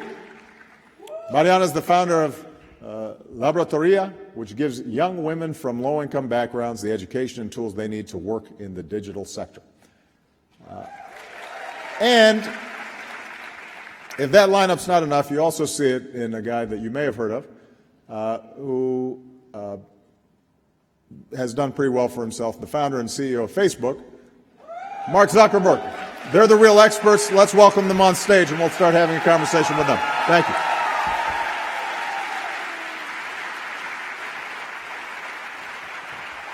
Thank you so much. Thank you. We're proud of you. Thank you, man. Thank you. Thank you so much, Mr. President. All right. There's a good-looking group. And I could not wear a T-shirt like Mark for at least another 6 months, but I will take off my jacket so that I don't look too formal. Soon. Soon. It's going to happen soon. So, sit down, everybody. Relax. So, these are some extraordinary entrepreneurs. Some are just getting started. Some seem to be moving along pretty well.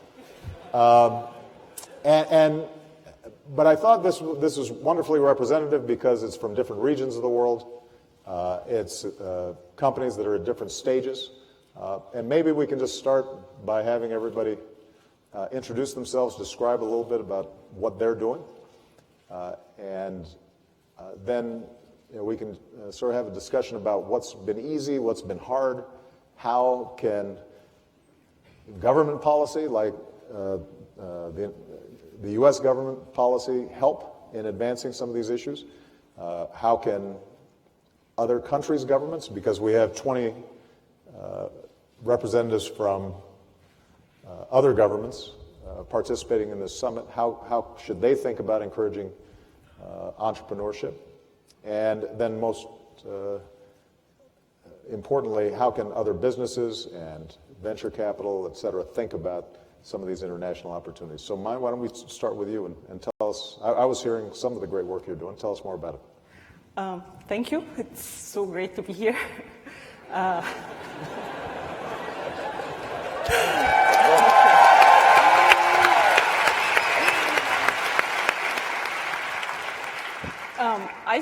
a software engineer. I have an engineering background. One day I heard that the first startup weekend is happening in Cairo. And I was not invited, but I went anyway with my friend.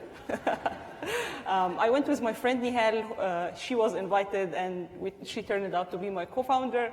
And we were there just to learn about startups, meet mentors and other entrepreneurs.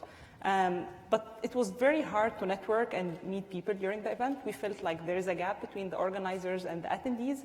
And then a week after, we attended TEDx Cairo, and we had the same experience. We felt like there should be a better way for organizers to organize events and for the attendees to experience events. Everyone is there for networking, connecting people, and sharing experience. So we did our research, and we were very passionate about the idea. We felt like we can do something in the event space. So we quit our jobs, and we started working on this full-time before even having the name of Eventus. And now we have a full engagement and networking platform for events. It's a very interactive app with 86% engagement in most of our events. So we're helping people getting together during events. And now we have a great team, 2 offices in Cairo and Dubai, and we're working with most of events in our region. When I look back on the journey, it wasn't easy at all. It was very challenging. It was very exciting as well, but it was full of ups and downs. And we started before even the first accelerator in Egypt to start. We had few mentors back then, but now we have a number of amazing startups, a number of mentors and support organizations who are working together to build the ecosystem. So I can see the ecosystem has grown very well, but we still have a lot to do. That's great. Thank you. Thank you. Jean Basco. Thank you. It's an honor to be here. So when I was growing up in the rural villages in Rwanda, I used to spend countless hours in the forest collecting firewood for my parents and fetching water. And that was not just me, but dozens of other children in Africa are facing the same challenges. They are involved in laborious activities to help their parents just to prepare their meal instead of going to school. So as I was growing up, I kept thinking about something that I can do to help these families have access to other alternative fuels that they can use to replace charcoal wood that they have been using for many years. So I came up with an idea of an integrated waste management approach, whereby we collect waste and then we turn them into affordable and environmentally friendly products in form of briquettes and biogas that the people can then use. And that is like a green cooking fuel, which can improve health and sanitation in homes. As we started, it has been 2 years, and we have employed more than 25 people, giving them permanent jobs, and we are trying to expand to other areas of the country so that we can continue to improve sanitation, as well as providing this kind of alternative fuels, which can improve health and mitigate climate change in the country and Africa in general. Excellent.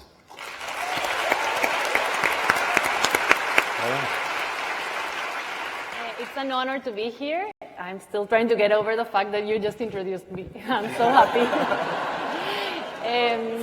So I lead Laboratoria. We are a social enterprise, and I started it in Peru 2 years ago. We are now in Peru, in Chile, and Mexico. And what we try to do is to go out and find talent where nobody else is looking for it. So we try to identify young women who haven't been able to access quality education or job opportunities because of economic limitations, and train them to become the most awesome web developers they can be and connect them with employment opportunities in the tech sector.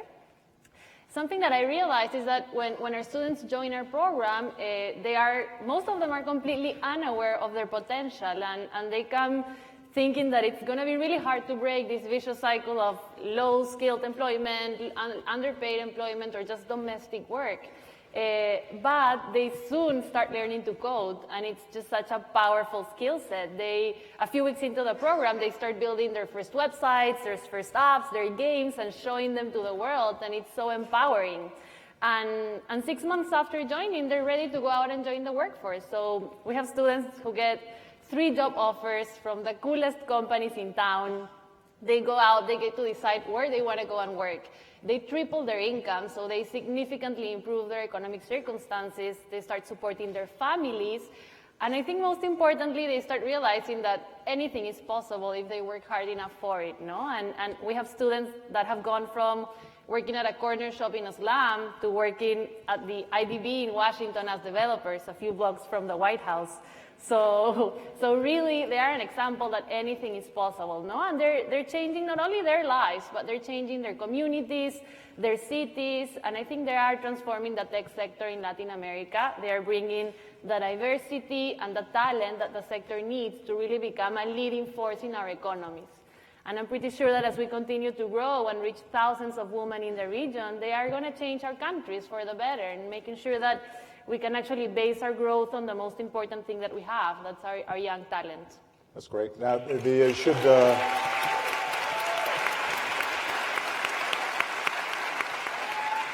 when we were talking backstage, I had been reading about this, and I said 60% of the women who had gone through this program now were employed, and I was corrected. It's now 70%. I had old data, but I think it's important to point out that your success rate has been quite extraordinary already. So thank you. It's wonderful. Mark, when there was a time when you were sort of in their shoes, but now, obviously, Facebook's success has been extraordinary. But I'm sure that you still can connect with the stories that are told here and some of the stories out there.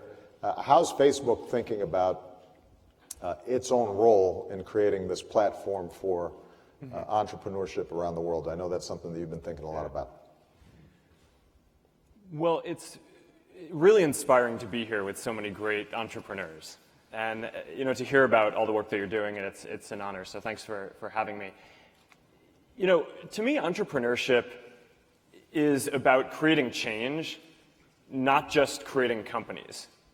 And the most effective entrepreneurs who I've met care deeply about some mission and some change that they're trying to create, and often they don't even start because they're trying to create a company, right? And that's how I think about my connection to all of us here is when I was getting started, I cared deeply about giving everyone a voice, right, and giving people the tools to share everything that they cared about, and bringing a community together. And it started small in one university, and I didn't think it was going to be a company at the time.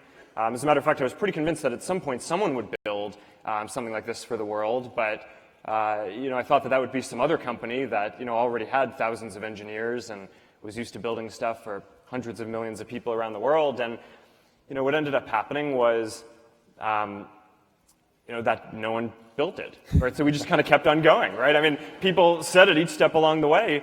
What you're doing, all right, maybe college students like it, but no one else is going to like it. And there's not going to be any money in doing this. So, all right, so you only really do it if you care, right? If you're passionate about doing it. And then it started growing, and people said it would be a fad and it would never be a good business. But you keep going because you care, not because you're trying to create a business.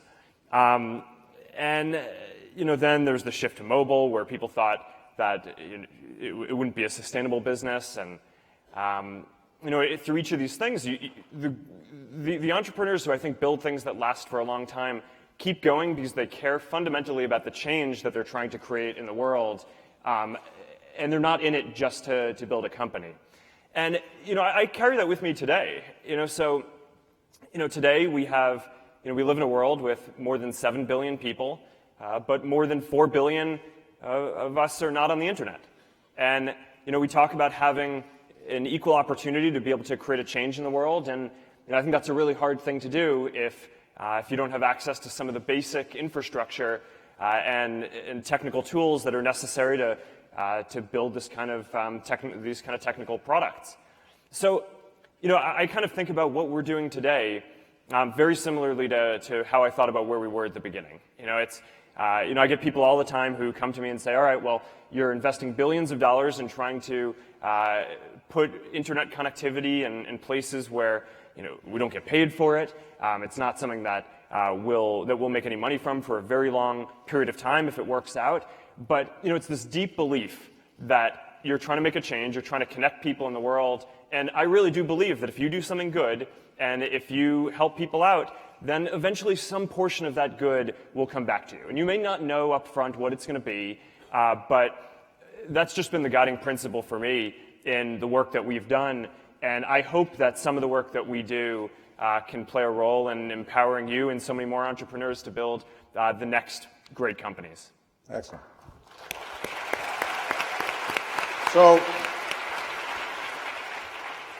So for the three budding entrepreneurs, you've already had some success and positive feedback, but I know that it's still hard sometimes and frustrating. And let's go back to the earlier question that I asked. What do you find to be some of the biggest hurdles for your success?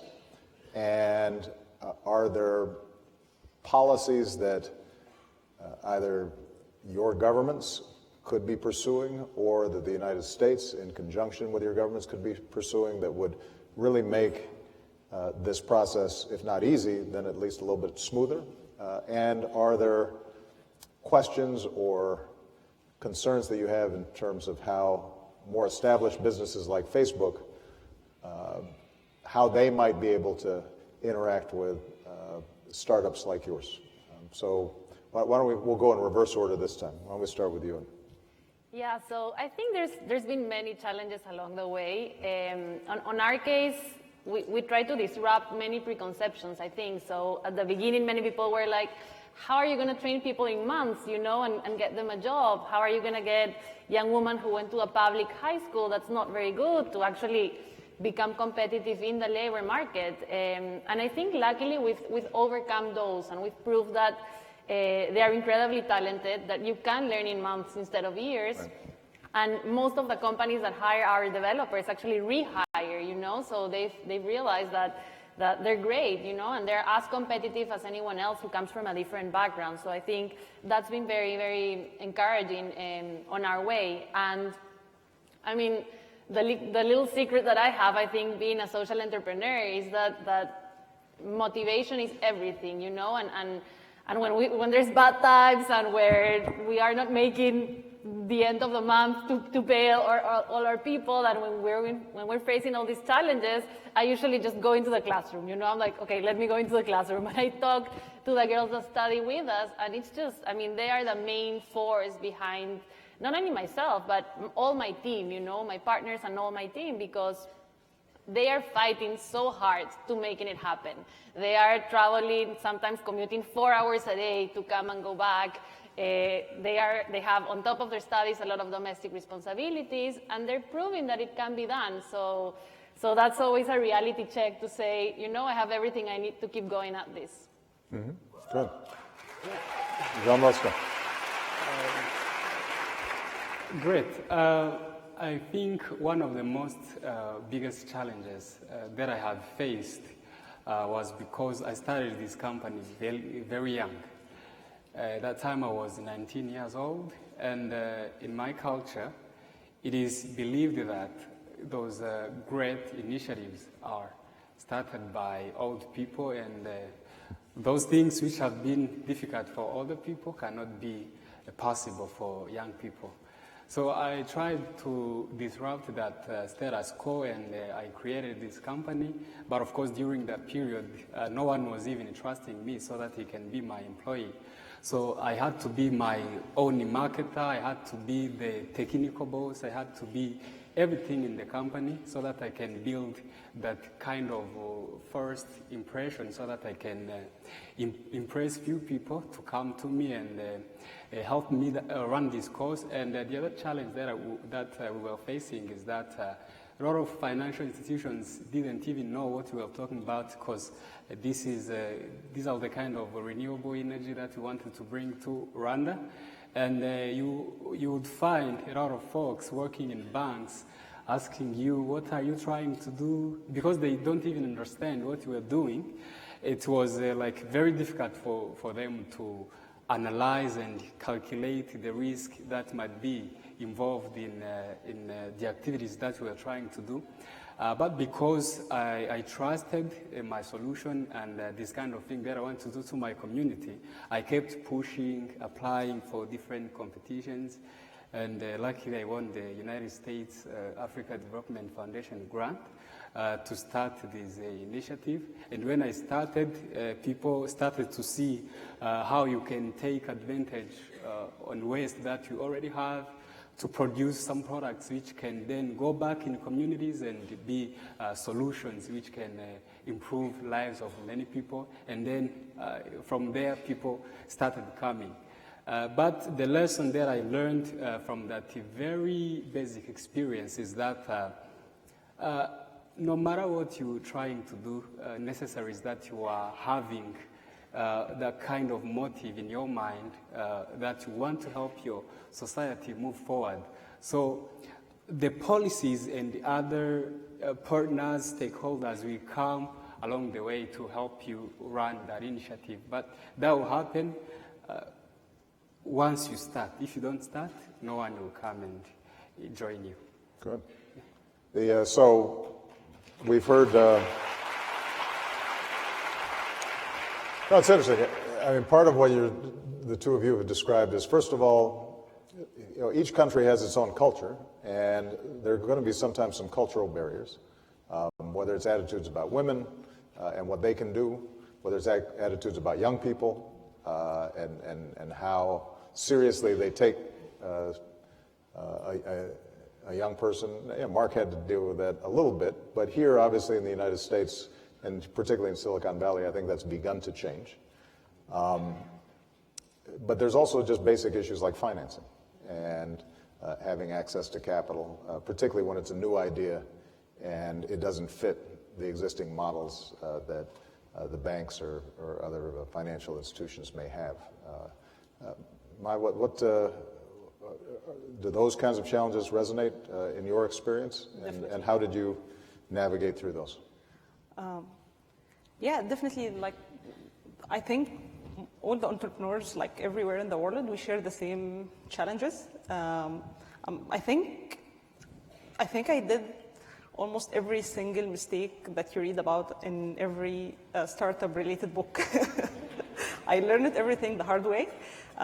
So yeah, it's a learning process. Funding was one of the challenges, of course. The other one was the legal system and the legal structure, especially in Egypt. It's not startup friendly. So you have to do a lot of workarounds and you have to be persistent to get over that. Building a team as well, and like, I'm a woman, I was young, and... You're still young, I think. Yeah. I think you qualify as young. So yeah, I had almost the same challenges. I would say that the only thing that keeps us going is believing in our idea, believing that we can do something, we can add value to people's life. And this is the only thing that keeps me walk every day in the morning and go to work. Yeah. Well, look, all of you just are expressing what Mark said, which is it starts with a passion. If you start off just saying, I want to make money, but there's no clear mission behind it, then when you start hitting some of these barriers, sometimes it's very hard to push through them. With respect to some of the barriers that you're talking about, the U.S., in connection to the Entrepreneurship Summit, what we've been trying to do is take best practices and learn lessons about what's working and what's not. And so, in the grants that we're providing or the training that we're providing, what these summits have been really useful in doing is hearing directly from entrepreneurs and say, this program doesn't work as well as it could. This one works really well. What we're also trying to do, though, is encourage governments to listen and hear from entrepreneurs to build a different kind of culture. So the point you made, Maya, about how hard is it to get a business started, right? How much paperwork do you have to fill out? What kinds of fees do you have to pay? How much bureaucracy do you have to sort through? That's something that here in the United States we've had to deal with ourselves, and what we've tried to do is to both simplify processes but also use technology in ways that means you don't have to travel across town in Cairo to go to an office and the person you need to see isn't there, and then you have to travel back and reschedule the next day, and the traffic's terrible and it's driving you crazy. If you can go on the net and do a lot of that work ahead of time, that can make a huge difference in accelerating the process that you're doing. And so I'm very glad that we have 20 countries represented here, because part of what we're doing is getting commitments from those other countries to say, we're going to learn from each other and figure out how we can streamline these efforts so that we're making life a little bit easier for young people like you. Yeah, actually, when we started, we didn't know where to start from. Like, we couldn't find any information online, for example, on how to get the company registered in Egypt. We didn't know any startup lawyers or anyone who can register the company for us. So we had to go ourselves and ask for help from other people, and we couldn't find any information. It took us so much time, efforts, and money. Yeah. Well, even here in the United States, where it's much easier to do business, we still have 16 agencies that are in charge of doing business. We've tried to streamline them into one. It requires congressional action. So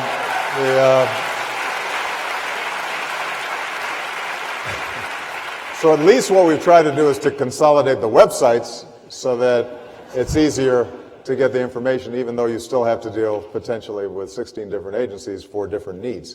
So there are specific things that the government can do to be more entrepreneur friendly.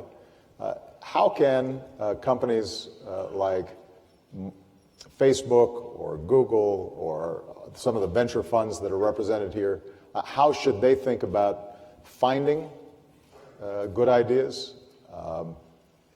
What sorts of mentorship or training would you find most helpful?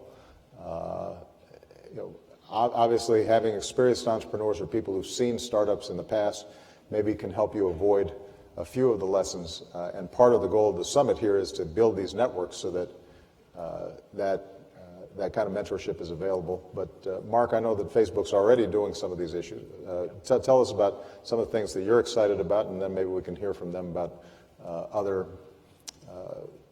networking opportunities that they'd be looking for.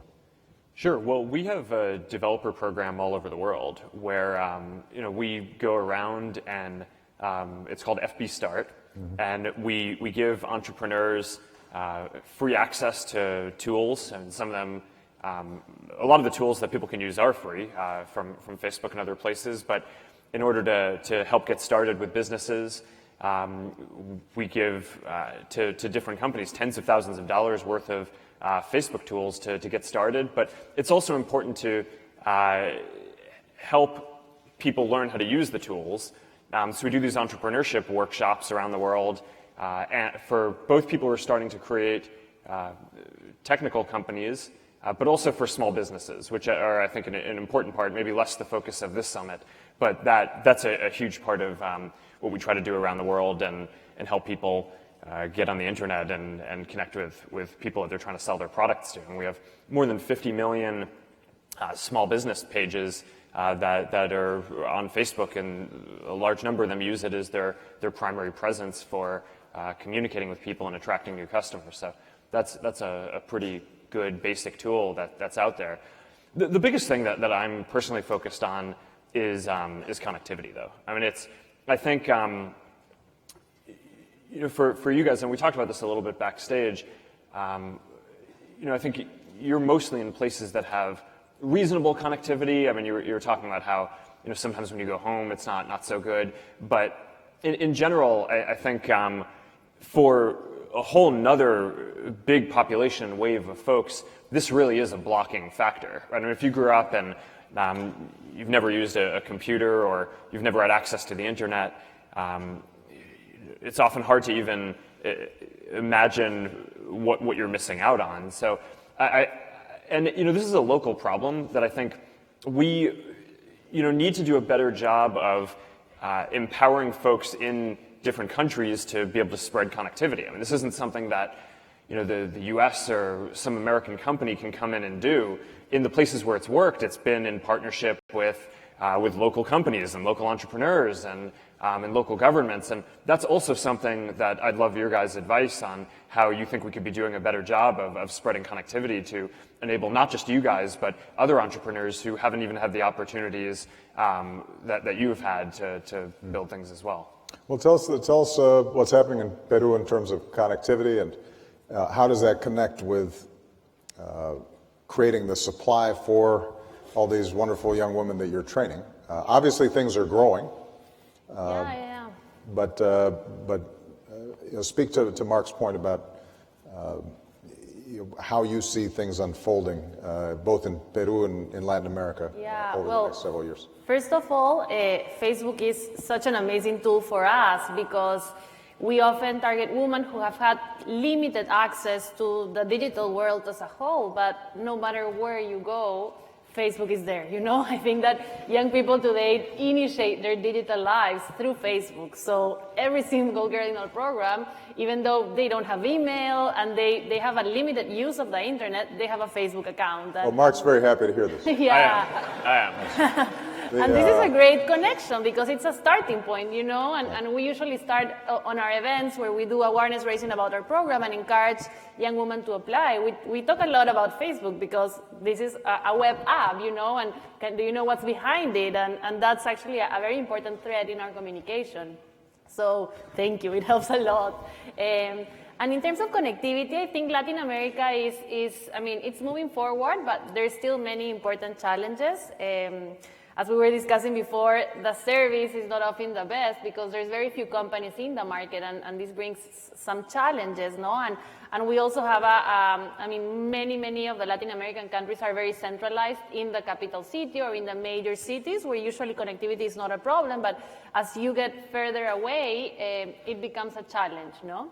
So I think it should definitely be a priority for our governments. In the case of Peru, I think the government is realizing that this is important, and I have to say we've been really lucky, both in Peru and in Chile. We've had support from the government because they realize that they not only need to expand access to digital services, but they also need to start bringing in more people to create digital products. We have a talent gap, and if we want to evolve and have more digital services, who's going to build them? So that's been really lucky on our side. And just one final point, I think it's crucial for entrepreneurs to work hand in hand with big companies and with government.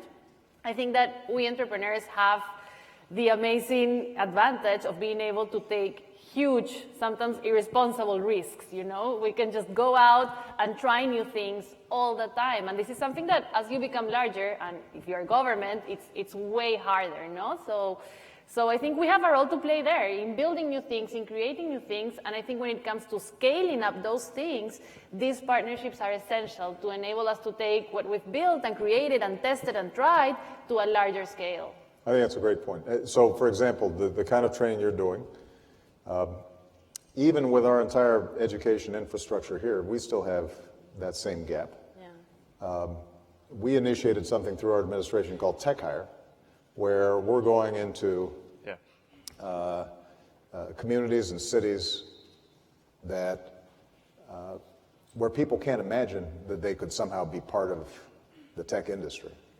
Yeah. And what we're finding is that through months of training, in some cases through a community college, in some cases companies who are joining with us, it turns out that you can train people very effectively. And as we prove concept, now we have the opportunity to scale up throughout the job training programs that already exist in the U.S. government. So I think you're making a terrific point that in the same way that your individual companies are taking risks, proving concept, and then trying to scale up in the private sector, part of what governments need to be doing is when they see something that is working, a tool, an app, a mechanism that saves time, makes something more convenient, makes a product more accessible to people, then we have to be prepared to change how we do business and potentially scale up as well. So you're right that it's hard sometimes for governments to take massive risks, but what governments can do is to partner with entrepreneurs, start small, work out the kinks, and then be able to back the process of scaling up in that way. Jean Bosco, any additional thoughts in terms of how not only Mark, but all these VCs out here can help you out? Make your pitch, man. Tell them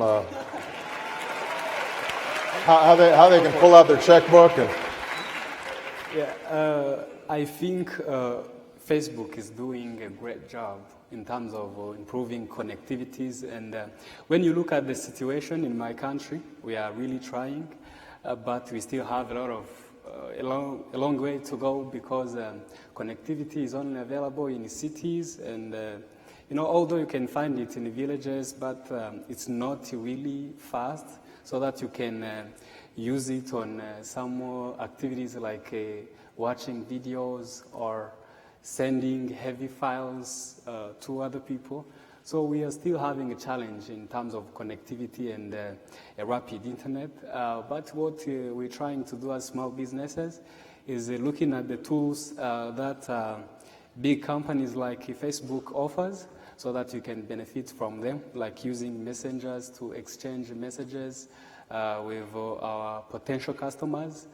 And, we use adverts to see how we can disseminate messages, because in my country, a lot of people don't know these kind of waste management things that we want to bring. And you see that in many places, people don't sort waste at the source. They just throw waste everywhere. But we are using this kind of technology to teach people that they have to sort waste from organic to non-organic, because this is beneficial in this way and this is harmful in this way. So we are trying to use these kind of tools to disseminate such image. And the challenge that we are still facing is the fact that, when you are still small, of course, you are having 10 years in front of you, so that you can attract attention from many people to come and join you. But depending on this kind of spotlight, exposure, support that you are getting from different people, we are trying to benefit from these kind of initiatives to disseminate the messages and bring attention of many people to what we're doing. Good. Mike? Yeah, I don't know where to start exactly. In Egypt, Facebook, we started a revolution out of Facebook.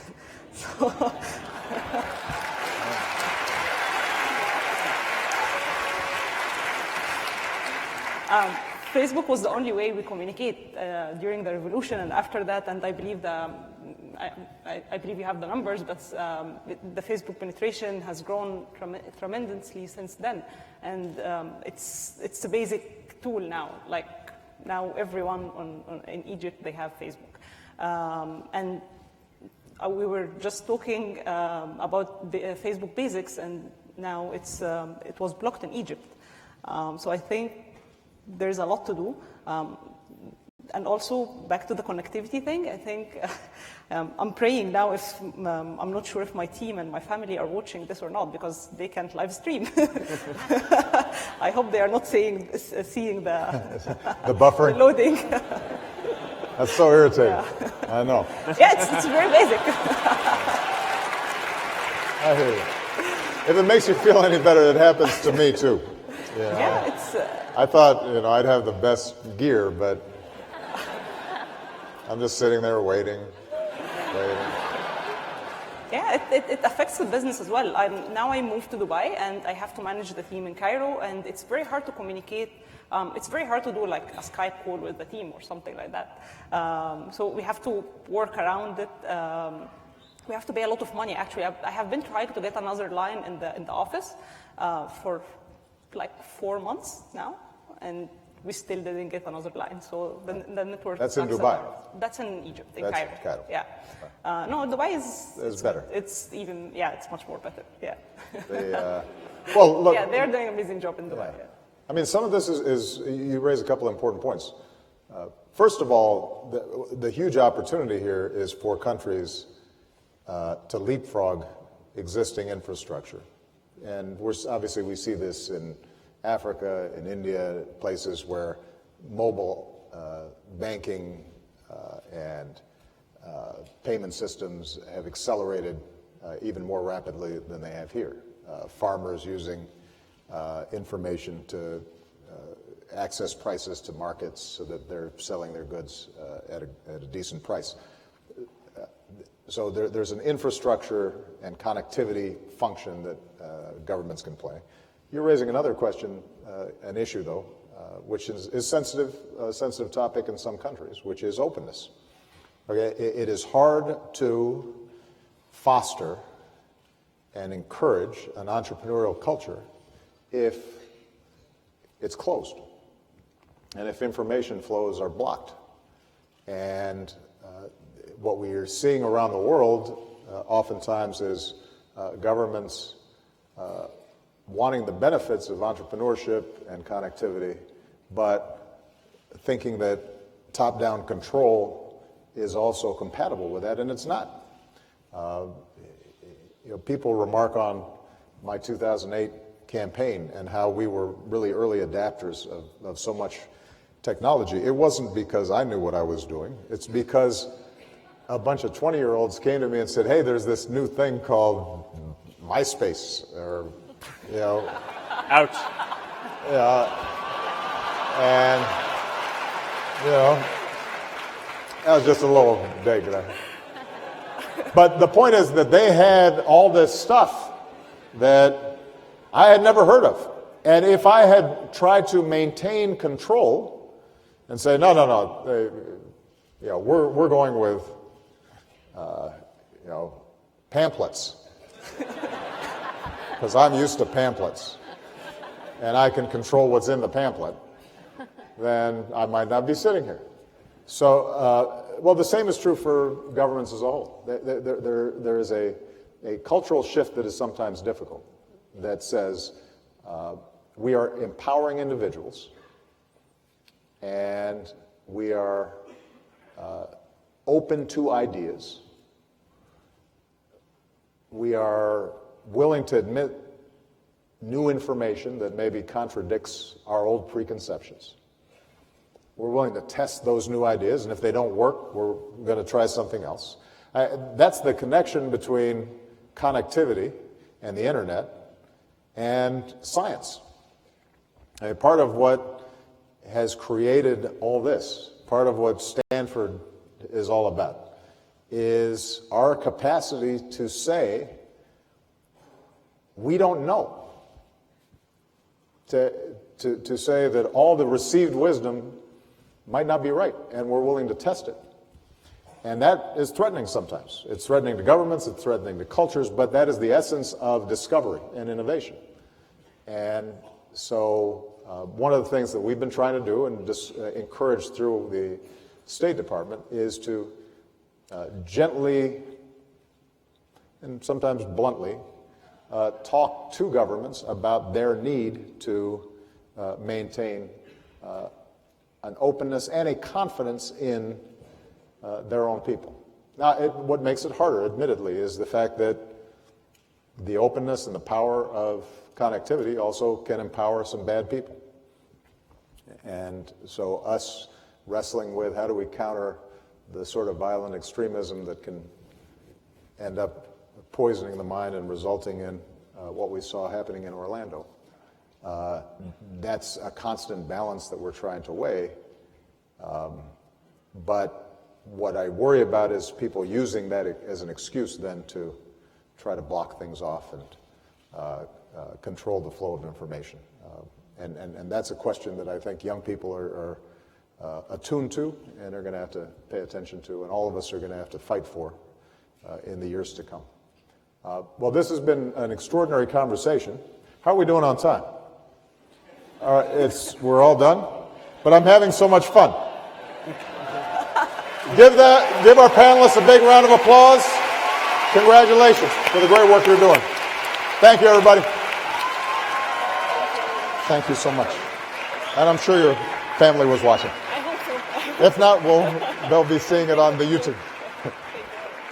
Thank you so much. Thank you so much. That was great. Yeah. Thank you. Thank you. Thank you. Oh, we're very proud of what you're doing. That's terrific. We're going to go out this way, I think. Good. That was great.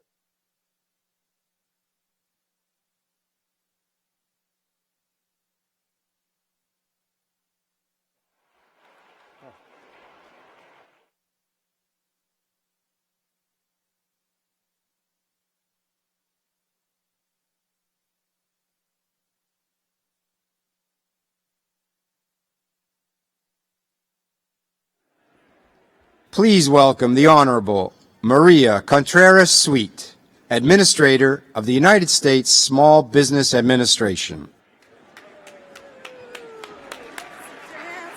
Sit down. Let's take a seat. We've got a little more going on here, but thank you for your attention. President Obama, let's give him another applause. Woo! Wow. I think in every language we understand the word wow, wow, wow. Everybody seated? Settled? Uno, dos, y tres.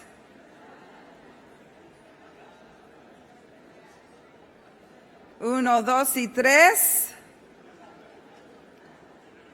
You know, somebody said that with a group you can do anything, so why don't we together as a group, when I say three, we'll say shh. Uno, dos, tres, 1, 2, 3. Shh. Thank you so much. But listening to these panels this morning assure me that the golden age of entrepreneurship has only just begun. Indeed, yes, exactly right, yes. It is just beginning, and the entrepreneurs like you in this room are the genesis of human progress. Recall Robert F. Kennedy, who famously said, "There are those who look at things the way they are and ask why, and there are those that dream of things that never were and ask why not." The people who have changed the course of history have always asked, why not? And each of you is here today because you have asked, why not? As one Korean entrepreneur here told me yesterday, while talent is spread equally around the world, opportunity is not. I'm here to ask you, why not? At your very core, you are driven by a desire to improve lives. You see a challenge and you build a solution. You have the audacity, as the president says, to create new realities and the confidence to overturn the status quo. Recently in Colombia, I met two entrepreneurs who developed advanced robotics to detect the landmines that were still killing people even after the conflict. In Kenya, the M-Pesa app is providing a financial system for those who wouldn't have access otherwise. If entrepreneurship, then, is the key ingredient for human progress, what happens when the path to starting a business is denied to so many? How many why nots? How many sketches, how many prototypes must have been tucked away if only half of American businesses are launched in only 4% of American counties? How many brilliant ideas never ever see the light of day in places where girls are denied the chance to get an education? Sadly, Too much genius remains untapped. But remember, we're entrepreneurs. We're entrepreneurs who can have the drive and the power to unlock this genius. We can build the systems to give the rise to economic development. We can be the leaders in both business and government that support the startup and the underdog. Together, we can take the spirit and the magic that we have here right now that we've harnessed in Silicon Valley, and we can spread it to all corners of the globe. Together, we can use our talents to broaden minds and broaden opportunity. Once that we're back from this amazing GES experience, and I know you're going to check out the amazing program that we have for you this afternoon, please go home and engage your communities. Please share what you have learned about how to launch, grow, and sustain your businesses. The reason I'm so passionate and committed to this work is because I started three different businesses, and my journey was quite painful. You see, I came here from Guadalajara, Jalisco, Mexico. I got here at the age of 5, and I can tell you that my mother couldn't get a job because she couldn't speak the language. And so she got the only job that she could get, working in a refrigerated poultry processing plant. I saw her work hard. I saw her fingers thicken. I saw her legs stiffen. And I would write to my abuelita. I know you all have a grandmother like mine. And I would say, I don't understand why we left our beautiful home. But she said, you will see that these businesses, these small businesses, will change your life. And I do believe that you will experience prosperity. I believed my abuelita y sus consejos, her lovely advice. And so I hunkered down and I focused. And then eventually I started these 3 different businesses. The last one was a community bank. I started a community bank because here in California, I became California's Secretary of Transportation, and I was trying to build bridges and on-ramps, literal ones. But as I try to get more small businesses to do work with us, they said, we can't get capital, we don't know how to get contracts, and we need the counseling to sustain our businesses. And so I did what every entrepreneur does when they see a pain point. I started my own bank to be able to consult small businesses and give them the capital that I knew that they would need. I have to tell you that I still remember with great, great love my grandmother when she said that although we've been a family of migrant workers, that someday I might be able to work in an office and to be a secretary. Little did I know that I would hold office and be a cabinet secretary. Thank you. Yes, in this area of globalization, we are all connected. Progress in one corner of the globe reaches across oceans and borders and continents. So let's focus on what we have in common, our common struggle. Together, let's initiate, let's participate, let's communicate and create. Let us not forget to reach back and bring others along. Remember the important African proverb that says, if you want to go fast, go alone. But if you want to go far, go with a group. Let us also remember, as the Prime Minister of India, Gandhi, once said, the power to question is the basis of all human progress. So I hope that when I see you at the next GES in India 2017, that I will see new businesses with the name of Martinez, Gonzalez, yes, Patek, and Miss Gunto. I hope to see you, and I am sure that we will be successful in achieving what we've set out to do today. After all, why not? God bless you, and God bless the United States of America. Thank you so much. Thank you so much. Thank you.